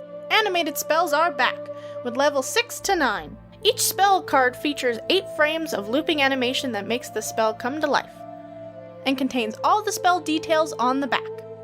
And for the first time, you can divine with a fully animated tarot card deck Will you read Fortune or Folly? Jane, Techno's reforming! Not on my watch! Meteor swarm!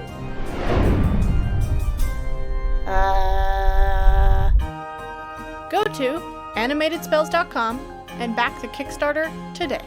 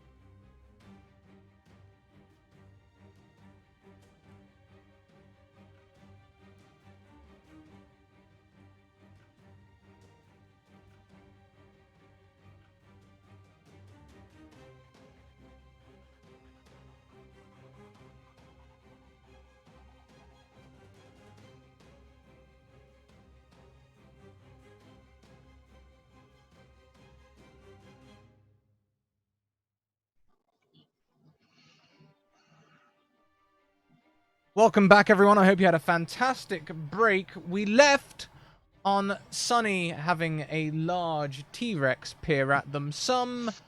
Let's see, you've got a movement speed of 35. Red was 5 feet from you to cast, so some 65 feet separate from the rest of the group.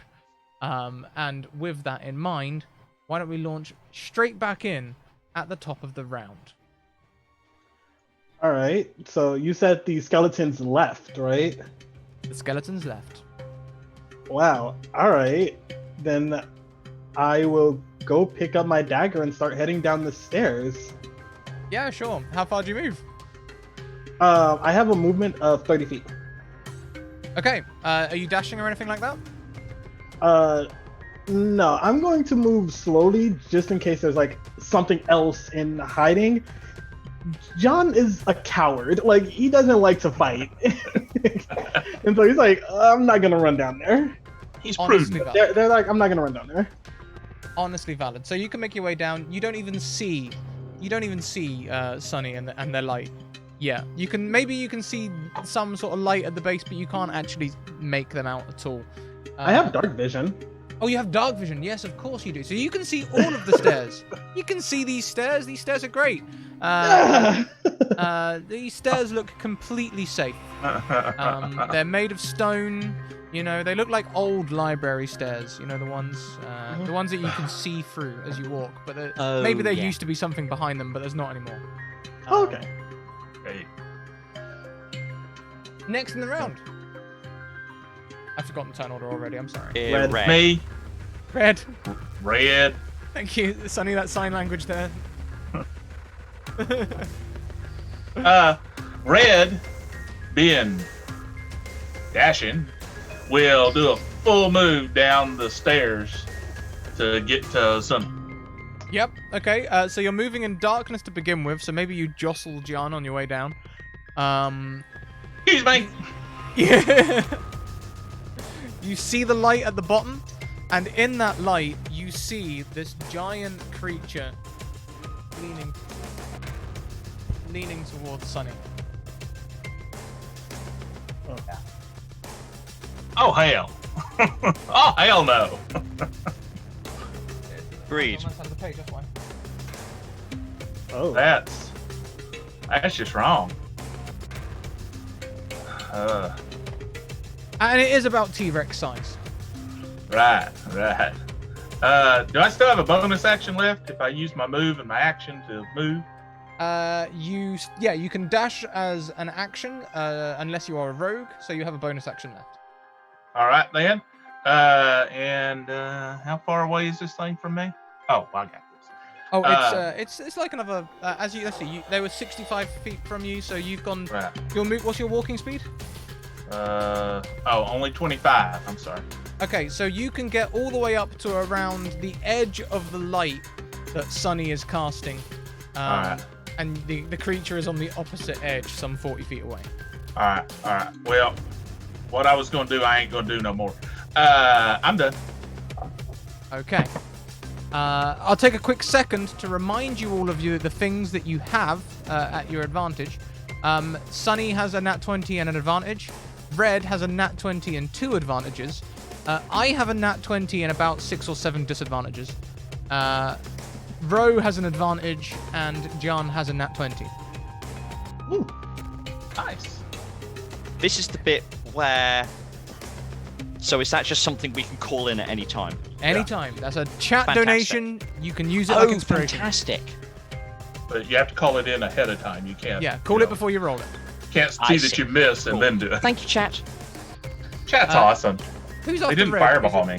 Is it Red? After Row. red is row. Yes. So the other two have disappeared down this down this gap. I have 10 feet of movement as an octopus. Can I get to the edge of the stairs, looking down? Yes. Is it like spiraling around the edge of this silo going down, or is it a tight coil? With no dark vision and no light, it is completely black 5 feet down. You can't see anything, but the stairs do look like they begin to curl. Okay. Basically, quickest way to the bottom is for me to fall. And I have 40 hit points to burn. So does it look like the gap in the coil can fit a giant octopus body? There's only one way to find out. Absolutely. So I think the camera at the bottom sees.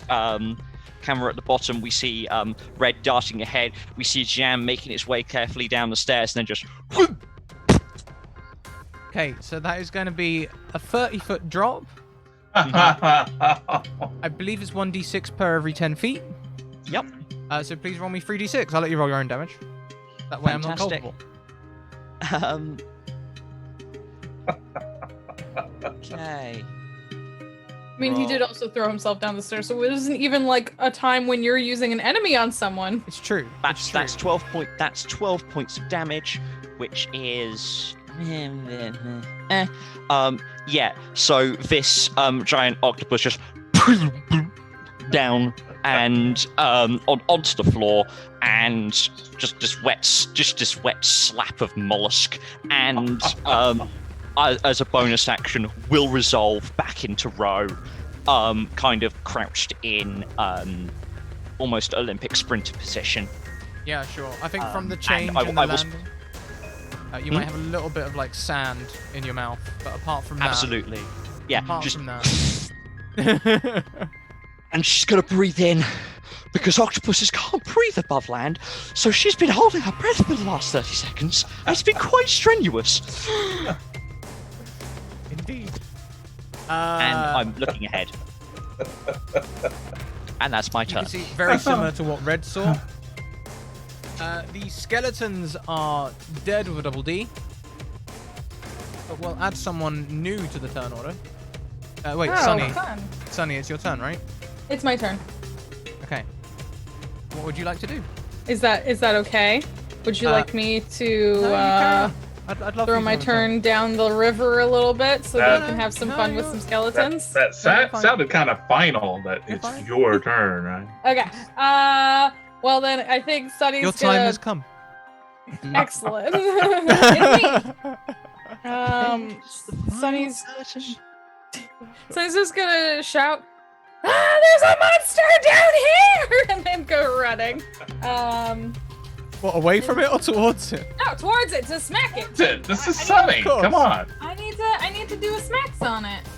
Been here all this time. Does nat 20! Does a 27 hit? Your blow clatters off of the beak. Oh. What? It does hit. Do double damage. Wow! That's chaotic evil, man. That was. It Oh, was hang on. I worth get to re-roll. One of those was a 1. Rude. Dude. I didn't know we were fighting a Pterostodon. Really?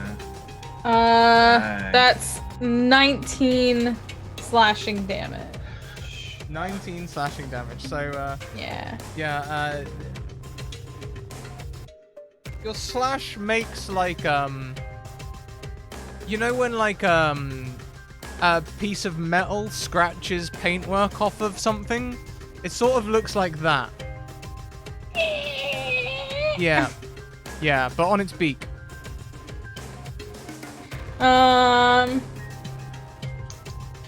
Can I? Do I want to do a thing now? No, I think that's it for now. I think I'll just wait to see what it does now. Yeah, I'll just Sunny just like crouches back down and waits to see what its response to this is, how it feels about this situation. So before we go back into this round, I think the head retreats into the darkness. What? No, wait, because you ran all the way to the end, right? You didn't drop the torch. You still had the torch in hand? Yeah. Can Sunny wield a great sword of a torch You're in right. one I hand? guess not. I guess they had So, to drop the. They had to drop drop it. the torch. I dropped the torch. Do you drop it at the Cobblefright or on the ground where you were standing for your charge? I would attempt to drop it in a way that lets there still be some. How would I? I like The torch, a torch would still burn on the ground, right? It just burns up. Like the bottom bit won't burn, but the top will still burn. Yeah, it still burns. Okay. Sure it does. I like the idea that she's holding she's got the great sword rested on one shoulder and holding the torch out, and she just goes, "There's a monster!" Yeah. I was gonna Over say her like shoulder and it's charges in. probably dropped Yeah. before I charged the thing. Or maybe so throw the torch forward the way you're going and then run towards it. I think it's too late to have that thought. I think I'm just gonna be honest here. Next time. Yeah, you know. Throw the light when- where you're going. After if I survive and I learn a lesson from the situation that perhaps I should have thrown the torch, but it's not today. So the Oh, you're torch gonna stays survive. where you were then. Yeah, the torch stays where I was, and then I charged. The head is Yes, going ma'am. to retreat into the darkness. As the head does retreat, That's- you will get an opportunity attack. Oh, okay. I will do another smackin'. Please roll with disadvantage. Okay. Oh, no, 12. nat 20. 12. I don't think a 12 hits. I don't see it yet. My roll 20 connection's interrupted. Okay, so on a 12, you don't hit. The creature rescinds into the darkness. Back to the top of the fair enough. round. John, it's your turn. You're on the stairs. You hear someone down the stairs shouting about a monster. Ah. Oh, that sounds like a problem. Okay. You can see things. You've got dark vision. You can see. There's, you So know, I can see the monster? no, you can. How far does your dark vision go? I'm checking right now. If it's 60, you can't. If it's 120, you might. I can see in dim light within 60 feet. Yeah. Okay, see as And I can see in darkness as though it were dim light. So I have about 60 feet of vision. Okay, so you're on the stairs at the moment. You move 30 feet down, so you can see where Sunny is, but and you can also see that torch burning, and you can see to just about the edge of the torchlight as well. So. Okay. So I can't see the monster, but I heard that there's a monster. You did. Okay. Then I'm going to run to safety, and safety is where there are people who can protect me. Is there a rail on these stairs? Yeah. There's a this is a library. Of course, there's a rail. Can I ride down the rail to get down faster? Oh, that's so cool. I'm sorry. Did you just say you want to do something cool? Yes, please do. Make me a acrobatics check to succeed. Sliding downstairs, as we all know, is a balance check. How does it look on a Alright. 12? How does it look? Like I'm sitting on the stairs, but like, so I can't like stand on it and slide down cool. I'm like sitting and like shakily trying to slide down, like taking several stops, like, okay, I got this. All right, cool, we're good here. So I eventually get down to the bottom. Yeah. And there is lots of like I feel the pole burning. Like I feel the pole burning in my pants. Like this is painful. I should have just walked. Yeah. It's like stone as well, so it's kind of like Ow, extra ow. grating. Ow. That's gotta change. I'm sure they give you cream for that. Is there anything else you'd like to do on your turn? Am I close? Like, As you get to the bottom of the stairs, you can see in the darkness this gargantuan, bony creature. So I'm like, what is that? What is that? Am I near Sunny's torch? Because if so, I want to pick that up. Sunny's torch is in about 20 feet away from the stairs. Ah, okay. In that case, You could use a dash action to go and grab it. I think I'm gonna do that. I'm going to dash over to it and pick it up, and then that'll be the end of my turn. You have the torch.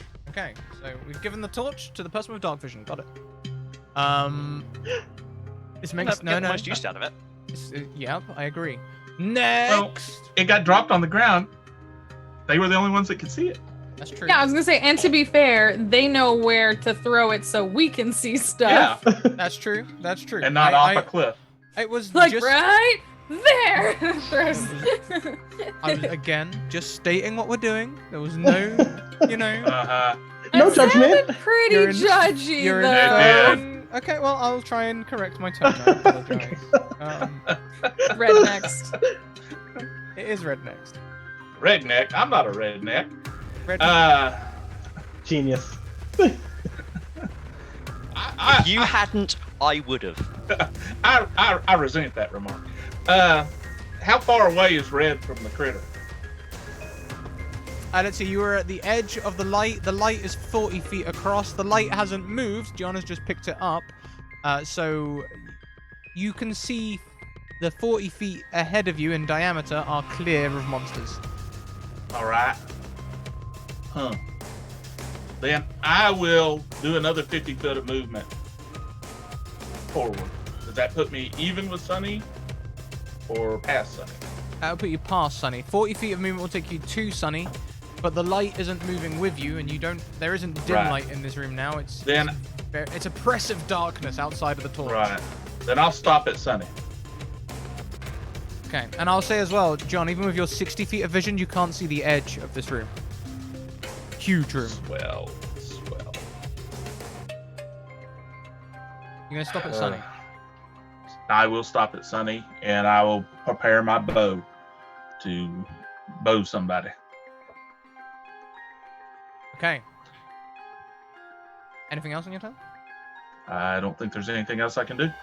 Let's see. You used your bonus action to dash, right? You used your action to dash, so you can't hold a combat action or anything like that. Yeah. Okay. And I don't.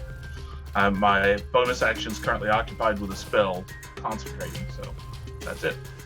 Yeah. I mean, if you wanted to, you could not dash. You could move less, stay in the light, and hold an action for if you see the creature. How far behind Sunny would that put me? About what? The center of the light is 20 feet from Sunny. So let's see. You've got 25 feet of movement. You could be 15 feet behind Sunny. Okay, yeah, I'll do that. Okay. And I'll hold my action, and I'll shoot my bow at whatever it is. And I will shoot my bow with advantage. Of course. Of course. Okay. I'm then, done. next in the turn order is Ro. Fantastic. Ro will. Ro is just going to come up from her sprinter's position and just kind of. It was going to be a mad dash, but everyone seems to be stopping and walling in place, so it's a very kind of awkward hoop. So just a normal move. Does my 35-foot movement get me into the torchlight-ish? Oh yeah, you can get into the torchlight easily. Okay, cool. In which case, I am going to. I'm going to find my spells. Give me a second. Yeah, I am going to prepare a spell. I am going to prepare Entangle. Okay. For once I see the creature emerge. Okay. And I'm just kind of like prepping a Hadouken.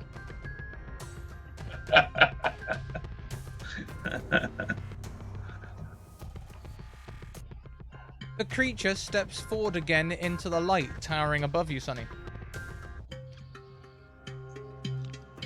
And immediately has to make a dexterity saving throw.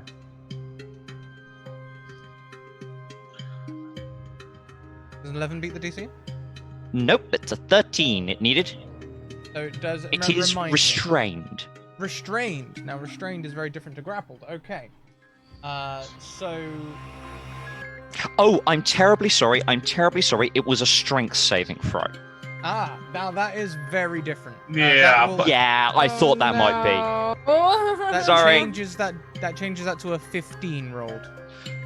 That succeeds. That succeeds. The creature steps over this terrain as though it is no issue. Its large talons scratching away the obstacles. Red also gets to fire his bow. And Red does with the advantage. That's a pretty good start. That's less than a good start. A dirty 20. Dirty 20. Let me check. Will hit. Oh, thank God. And 8 points of damage. That's not good. Yeah, it kind of piercing damage, is it? Yes. Yeah. Just kind of hits the creature and bounces off a little. It does look like you do see like maybe you might have dislodged what that ruptured that disc a little bit between the spines, but there wasn't a lot of cartilage there to begin with. It's difficult to tell. As an expert in arrow shooting, would I estimate that this thing may be a little resistant to arrows? You would estimate that it's not exactly resistant. Oh. Well, that's good. At the moment. At the moment, yeah, thank you.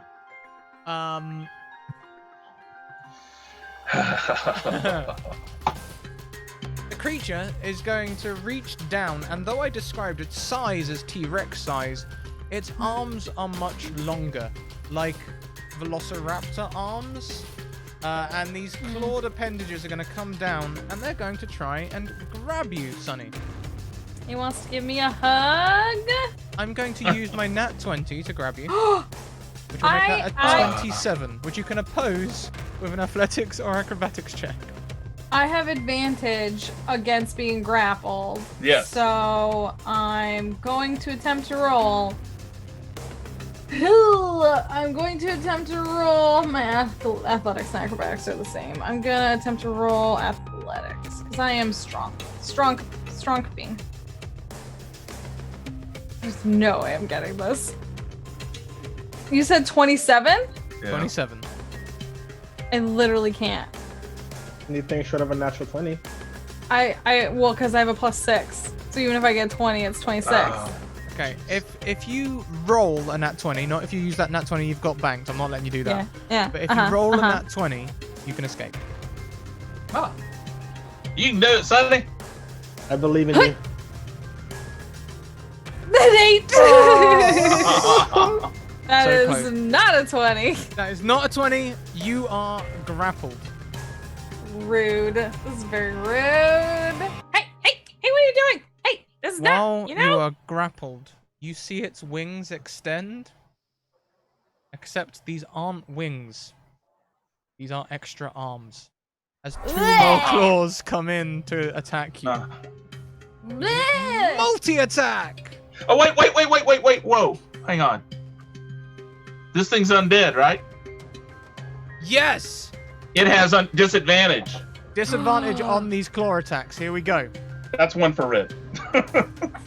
So Yeah, maybe you won't. thank you. Does a 14 hit you? A 14 does not hit.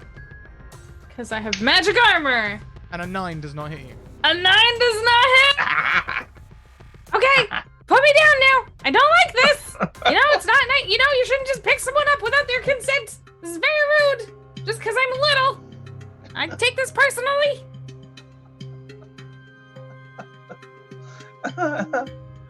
Grr. Back to the top of the turn order. It's John's turn. I have an idea. Oh, God. Okay. That's So- always a a sign. great start. Yeah. Okay, so I have a burglar's pack, and it has 2 flasks of oil. And I have a torch in my hand. Can I use my bonus action to throw the oil and then my regular action to throw the torch and light it on fire? I love this. Of course you can. So would I roll it as an attack roll since I'm trying to throw it on it? I think for accuracy of throw, we'll make you make a dexterity check using your proficiency, and then it will be a dex save from the creature to avoid the fire. Okay. Thank you, So- web captioner, for that beautiful caption there. Oh, nice. I saw that. Just caught it. I can't see Twitch with my screen. So it has to beat an 18. Ooh, yeah. It does not. Yes. The creature is covered in oil. It splashes all over it. The torch follows shortly after. How much damage should we do this? Does 2d8 fire damage seem fair to you? Fair enough. I can roll with that. Yeah, roll 2d8 fire damage. Well, that's 1d8 that I rolled on accident by clicking. That's the second one. So a total of 12. 12 points of damage. The creature is completely engulfed in flame and takes 12 points of damage. That solves our light problem. Sunny, please take I'm 12 sorry. points of fire damage. I was gonna say, I assume I also. Sorry. It's okay. It's fine. Normally, I would actually have a lot of HP, but two things: one, I'm cursed, and and two, we never rested from our last thing. So Sunny looks very injured after this. Oh yeah. Fortunately for Red, he didn't take no damage last time. And also, fortunately for Sunny, we've figured out that they can't die. Well, yeah. but until they die enough Yeah. times. And they've already died once. So it's not good. No. I don't know. That only worked half as planned. I was hoping that it would like catch on fire and be like, ow, and then drop Sunny. No. It did not. Sunny's just like, ah! This, ow! Only went half according to plan. Please don't let me die again! It's not good! I did it once before! I didn't like it! Don't worry, Sonny, I'm here. Is this a recurring theme? Oh yeah. Except usually I'm the one that dies in fire. In fire. Yeah. Yep. And, as I ask the cast to check out the Zoom chat, whose turn is it next? After John, it's Red. Red, your turn. All right. My friend's on fire. I'm going to use my nat 20 with my Vorpal bow and shoot me a big Birdosaurus Rex. Okay. You shoot using your nat 20. Yes, This creature is too powerful to be beheaded. I figured. So please roll me 8d6 points of damage. All right, just say. Did I just hear that as 8d6? That's Yeah. what I heard. 8? Like 1, 2, 3, 4, 5, 6, 7, 8? It has a Oh, legendary you weren't bow. joking about the It's a legendary bow. I assumed that was a joke. No, Okay, he cool. normally on a nat 20, it's a Vorpal bow. It normally beheads everything. And kills it automatically. Snick snack. And just for the world to know, I'm using the new D&D Beyond dice roller app because I ain't got 8d6s laying around. Nice. Hey, is the new dice roller also good for blind accessibility, Red? Yeah, they made the box big enough that I can Yeah. see it. That's very cool. Okay. That's And very cool. Does it get my normal damage with that added to it? Yeah, we can add double your normal damage to that as well. All right, Boy, then. oh boy. Then that would be. Riggedy wrecked. So that would be another 20. That's 50 points of damage. Dang. Yes. That is not bad. Scrape that off your Not nose, bad. bird. That's for something! And an arrow goes lancing out and zaps the hell out of it. Ooh, okie dokie. Okay, I got more to do. Yep. I want to run forward. How far is Sunny from where I shot the arrow? Several feet up in the air. Yeah, that's not a problem. Honestly, you can choose this. The creature was on fire when you fired with a nat 20. Right. So you can. The creature itself is around T-Rex size. So Right. how far away from the Sunny would you have liked to have shot?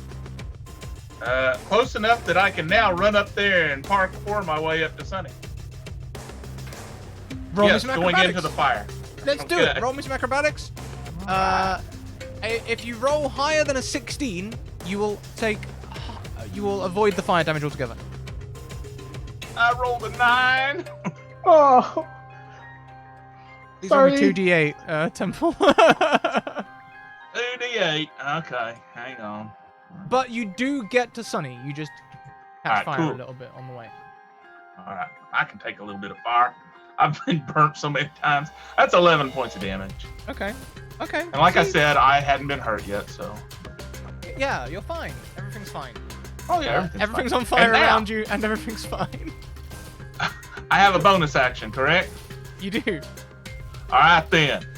Cure wounds on Sunny. Oh. Is Cure Wounds a bonus action? No, Oh no, it's not. you- No, it's healing not. word is a bonus Healing word's a action. bonus Word, yeah. And if I had healing word, some bird I am, I You could have wouldn't stayed have- out of the fire. Yeah. We just Okay. had a wild magic surge yesterday that let Alice cast all her spells as bonus actions. If only. If only. But Gianna's feeling Right. very safe. All right, well, I'm up there. I'm up there in the fire, and I'm getting ready to try and help free Sunny. Of course.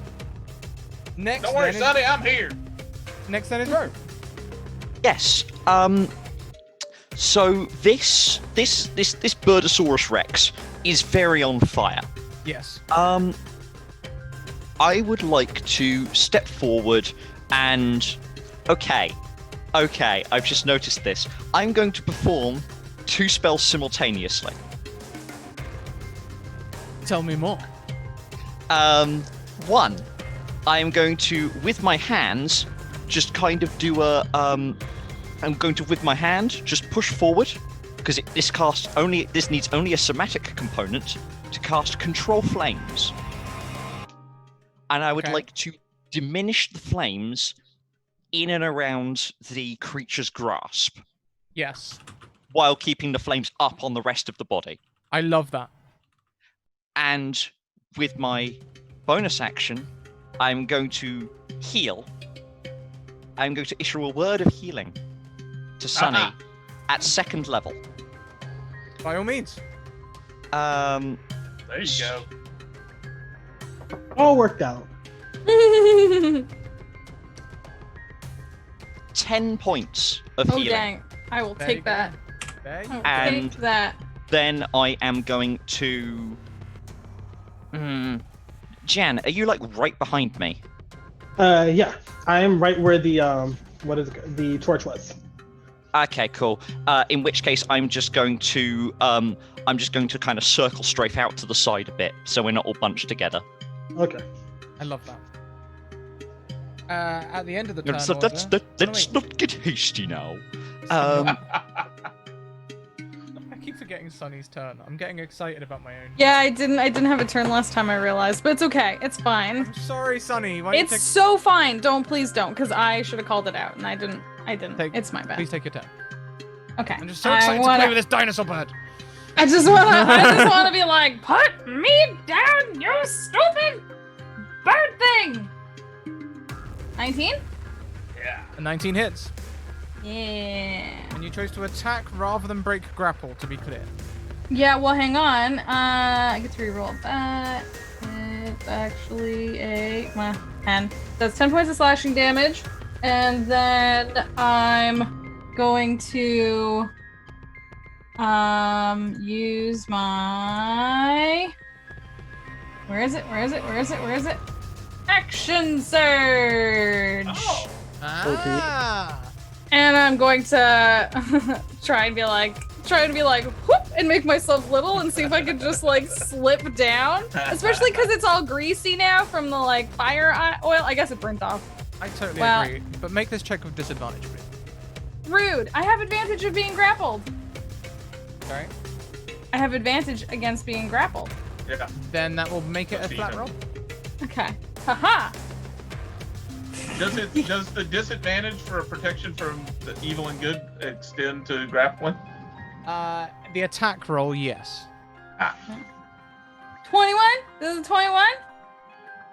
We'll see. 21.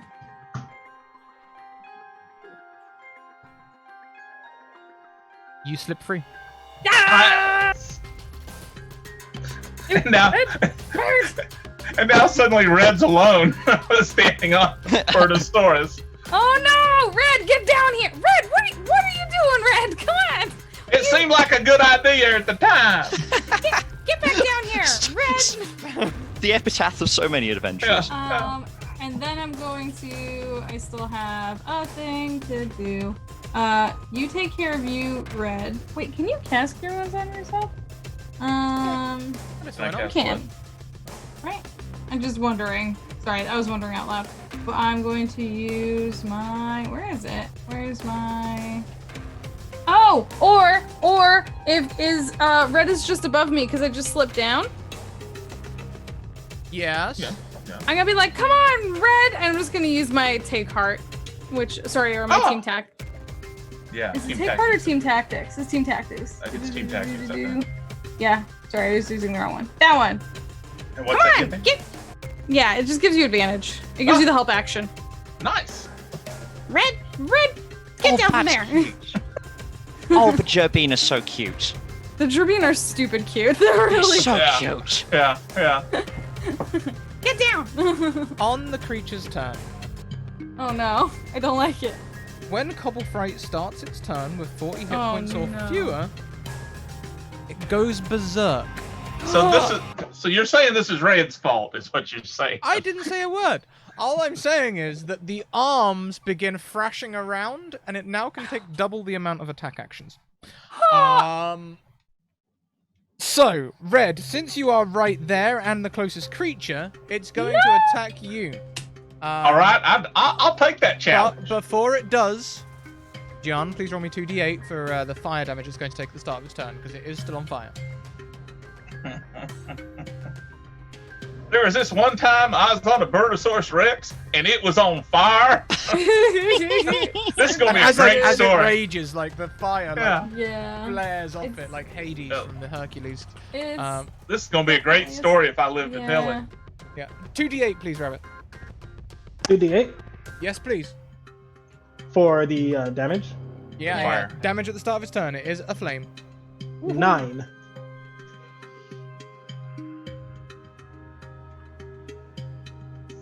First of all, Red. Hmm. Does a 21 hit you? No. What? Yes, it hits me. Oh. I have 15 armor class. Sunny. With disadvantage. Does an 18 hit you? yes. The creature grapples two of you at once, holding you up. Dang it, I just got out of here. 2 claw attacks on Red. Does a 14 and a 21 hit you? 14 does not. 21 does. Take 10 slashing damage, please. And 2 claw attacks on Sunny. 16 and 18. Oh, those both hit. He's taken up. Oh. Sunny's down. Oh, how much You down? did it again. By 2 points. Okay, we're gonna call that stable. We're gonna call that stable because didn't I say you have to be like worse than -8 down or something like Yeah, that? you said a number. Yeah. So like, Okay. Sunny's. this doesn't count as a death. You're just unconscious. Critical Bard. Good to see you, my friend. I hope you're doing well. Wait. Oh, yeah. God. So the sword doesn't kick in yet? No, the sword only kicks in when they're like dead. So Dead if they dead. fail, or if they fail their stuff, or if they get knocked big Right. time below health. Right. Okay. Great. That is the creature's turn, and it is raging. It is like lifting Sunny and Red around in its appendages, and doing noises at the ceiling. Gian, it's your turn. Okay. There. Does this? No, this room probably does not have a chandelier. I have so many ideas. Okay. I so respect that All of them question. require chandeliers. I so respect that. Okay. Do you know what? I- Do you know what? There's a chandelier. This sounds like you're going somewhere really cool. There's only 3 sets of stairs flight, so yeah, there's a chandelier on the top of this, in the center of this room. Okay. With my I have second story work, which allows me to climb at movement speed, and so I'm gonna climb up to that chandelier. Okay, so you'd have to do so from the stairs. Like I say, you can't see the walls of this room. Okay. Actually, no, all we'll right. make there be a big pillar. Yeah, there'll be a big pillar you can climb. Yeah. Okay, so I'm going to climb the pillar to the chandelier as my movement action. And then I'll use my thieves tools to kind of like try to break the chain, and so it like falls down on the Birdosaurus Rex. Sure. Please make me a roll with your thieves tools. You have a nat 20. Yeah. Oh, I do? Yeah, I'm gonna use that. I'm totally gonna use. Yeah. I'm going to use that nat 20, to just sort of like, rather than using my I get my thieves tools out and my dagger and cutter just until one of the links splits. Yeah, totally. And, okay, so this is going to pay off exactly how the cool thing you were envisioning in your mind pays off. Please tell us all about it. All right, and so as it breaks apart, I grab onto the remaining chain, and I let it fall so that it lands directly on the head.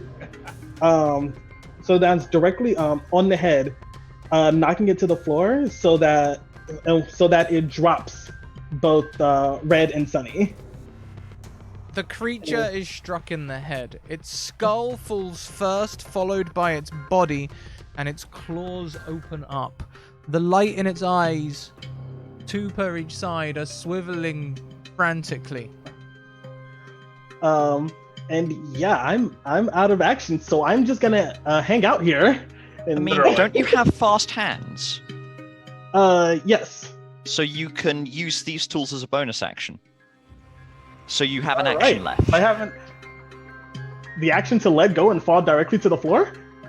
I was thinking drop attack. Are we Dark Soulsing this?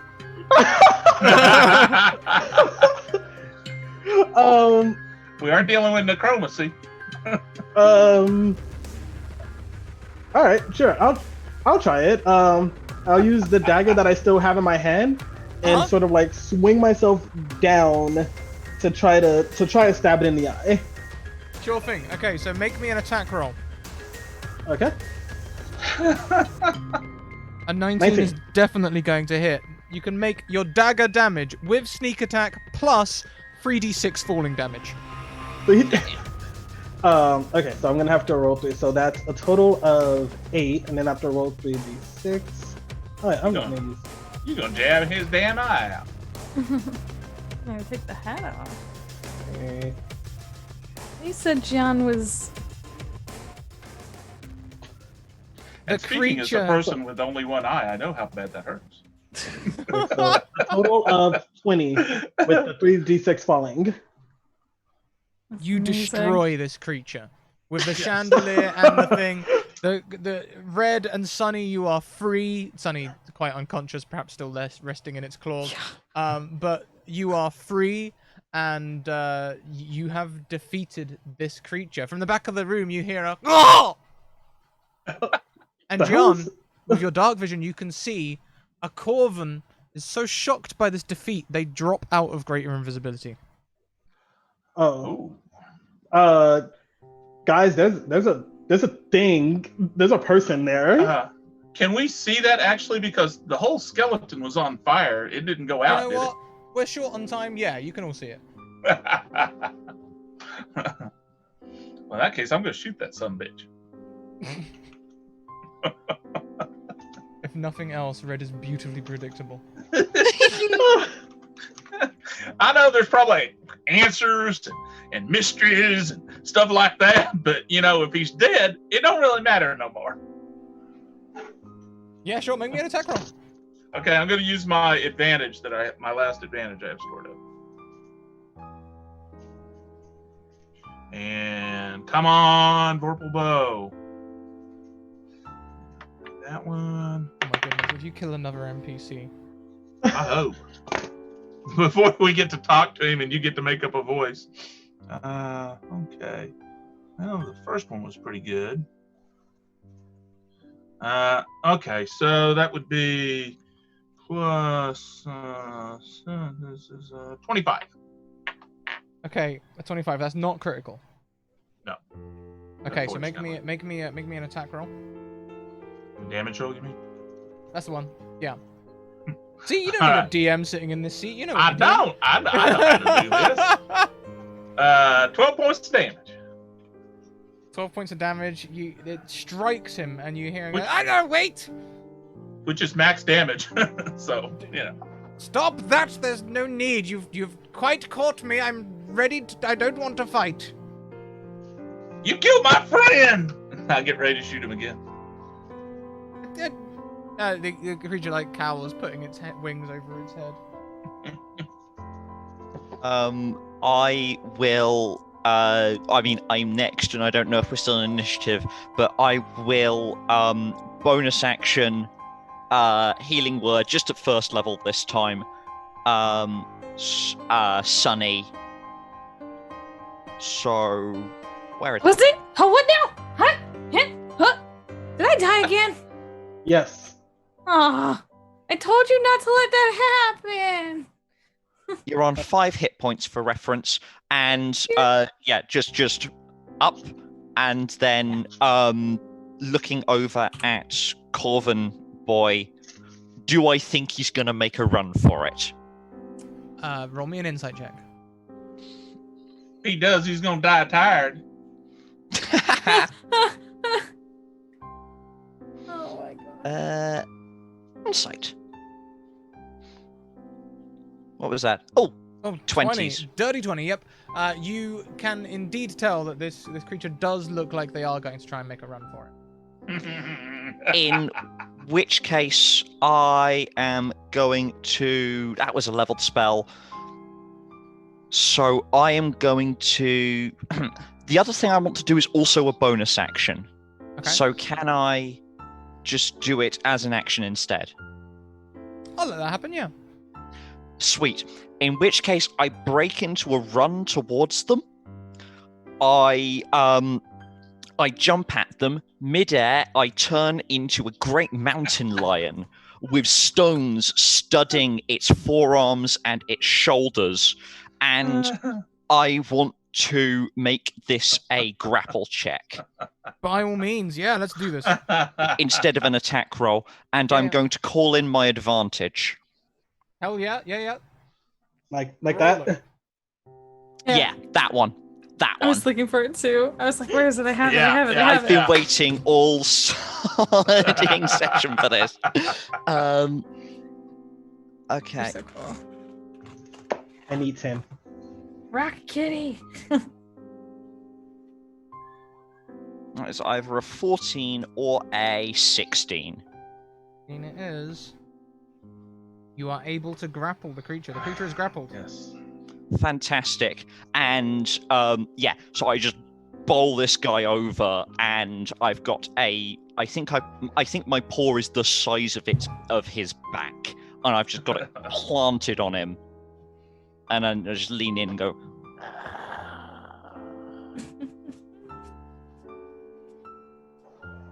And that's my turn.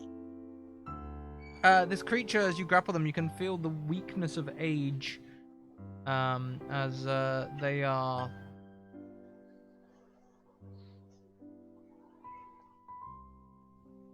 Ugh, yeah. They're willing to go with you. Cool. Please, I will please. release the pressure slightly out of respect for my elders, but not that much because I don't trust them. Just a little respect. As a treat. Okay.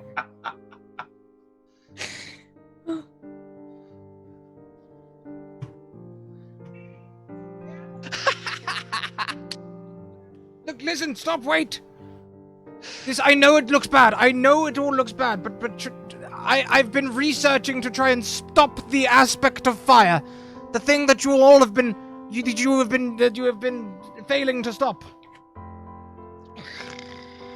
I know. I assume you will never find my means justifiable to get the ends that I so desire, but someone had to do it. You kidnapped the librarian and then tried to kill us. Everyone will die. The aspect of fire will consume the entire forest. You'll all be homeless or worse. I'm already homeless, so I mean, I dorm at the school. Well, it ain't gonna matter because you're about to die first. And Red will advance on him with the bow, fully drawn. Wait, hang on. Red, remember how big the fire thing was? I remember, but he hurt you. He's got to die. But hang on. If we have to fight that thing, we might both die. So let's just ask. Can we compromise? Yeah. Can we take him with us and throw him out in front of us when we fight the big thing? Perfect idea. We'll just feed him to the fire thing. All right. Perfect. We got to make sure the library lets us take him with us, though. I will extend. I will extend a single claw and use it as leverage, just to kind of roll the guy over, so he's facing upwards. If you really know how to stop this fire thing, we'll give you a chance to do it. Okay, look, listen. It can't be stopped. Not properly. It can't be killed, at least. The aspect can't be killed. It's essential. It's part of the balance of life, I think. But it can be sealed away again. Okay. Well, how did it get unsealed? Mm-hmm. You know anything about that, mister? I got a giant Birdosaurus in the basement. Yes, all right. I unsealed it. It was a mistake, one that I'm trying to fix. I was tricked. I am going to roll a wisdom saving throw because I am a tender. Yeah, that's true. Yeah, by all means. A goat tender. Not a chicken tender. Not a chicken tender. I am not a chicken tender. That was dirty 20. Okay. I don't instinctively crush his chest in my mighty mitt. You just but do like a... the rest of my claws. Anybody else here want to almost kill this guy? But That's two of us. 20 wisdom. Yeah. You're right. You are a tender. And the tenders have been trying to save things and have been researching into the fire more than most others. And his words so far do kind of line up with what you've heard before.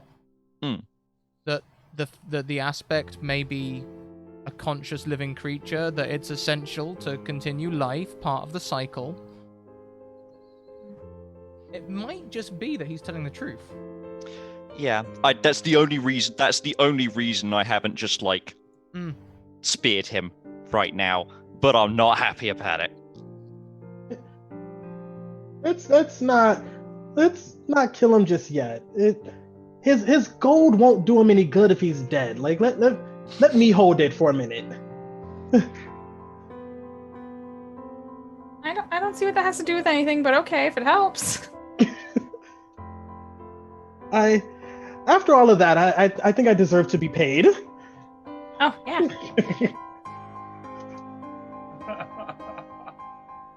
All right. Well, why don't we take him somewhere where we can ask him questions better? What? Like a room with a chair? Yeah. Yeah. And a floaty librarian. Yeah. Great plan. Are we off the clock? Yes, we will wind forward time a little bit. We are at time, so we'll wind forward time a little bit. The Dean questions Oddwald. Oddwald Ebonheart is the Corvum that you have discovered at to some length. He explains that his research has yielded the creature will be able to may well be able to be sealed. That seems to be true and is accepted by in the following days, as he is questioned, Oddwald comes to realize the folly of his experiments and the folly of his actions. After some time, when you are ready to leave the Avium and return to Alderheart with this new information, he requests to come with you to help and find a great seer who will be able to help him in sealing the aspect. However, he mentions that he'd found writings about a great artifact called the Borealis, which was hidden sometime after the Great Calamity, and he believed it was stored in the lower library, but he couldn't find it. A book about a calamity? And he asks if he can come with you and if you will help him find the seer so that he can try to right the wrong of his actions. Although he is still a sniveling, cowardly type, he seems genuine in his intent. Red readily agrees because he still plans on throwing him out in front of the Fire Mountain guy. I like this plan. I think Ro is going to stay behind at least for the moment because that Borealis thing sounds interesting and I think she would like to try and continue that search. Mm-hmm. Nevertheless, she is going to give a token that a token of her, a physical token of her esteem that they can carry to the tree keeper at the Scorched Grove when they next come back, as a kind, basically as a reference. What is it? A what of the tree? Is something of the tree keeper? Token? Yes, it will be it's going to be a symbol of some time. I say I druidcraft it, but I didn't take that cantrip. It's going to. What's it going to be? Yeah, I think it's going to be a. That's it. It's a seedling that I've grown from. That I have. It's a seedling that I have grown from it's a plant that we've been cultivating and have rescued from the area around the Sacred Grove. So it's a plant unique to that area. And it's just like a little green shoot, but it's quite distinctive, and it is a symbol of a tender's allegiance. Love it.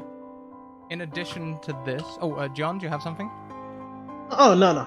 Okay, I thought the steepled fingers were I can add to this. Yeah, I was like, are you thinking of stealing our token? No. I'm not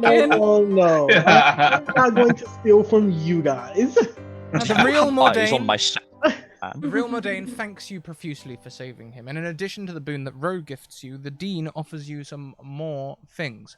First of all, Sunny Red, they give you a ring of spell storing, which contains the Stellar Bodies spell cast by him at 5th level. And he says if you don't know what it is, then you can find out in the library, which you can now access at any time, as he reveals to all 4 of you the secret of the Avium, that it contains the only teleportation circle in all of HumbleWood, and he gives you the hang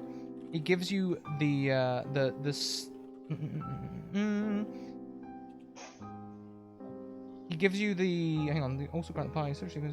Yeah, it's a sigil sequence, which is a brooch, which allows you faculty level access to all campus resources at any time. Well, heck, we don't need your lockpick no more. Aw, I really like using my lockpick. Yeah, we Those can who still learn do this that. sequence can teleport to the Avium using magic contained in their faculty level amulets. It can only be done once per day, but it can be done at any time from any place in HumbleWood. Did we all get one? You all get one. Ah, there you go. Fantastic. And we all got a spell storing thingy. You all, no, the spell store is only one of those given to Sunny and Red. Okay. But Gian and Ro have this special access yeah. to everything in the school now, which Yeah. is not dangerous or problematic at all. I must thank the 4 of you for uncovering this terrible necromancy. I cannot believe that one of our most brilliant alumni of the college would steep to these sorts of wicked schemes. I declare you all the heroes of the Avium. You may each ascend to level 5. Yeah. Level 5? It was really mostly due to John and in row. We Yeah.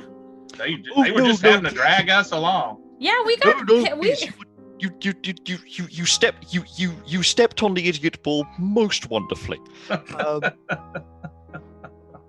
That is where we're going to wrap up this session this week. Thank you very much, everyone, for coming along. Sorry we ran a little late. Sorry we started a little late, but it's all worked out in the end. Before we go around and say goodbye to everyone, please check out our sponsors. We have Mage Hand Press there for all of your expansions for 5e. The Deck of Many, who sponsor this show and also have a Kickstarter running right now, which you should go and check out. It's going to be one of them ones that you're going to regret to miss. Also, Hero Forge for all of your multi-hued magical miniature misadventure requirements.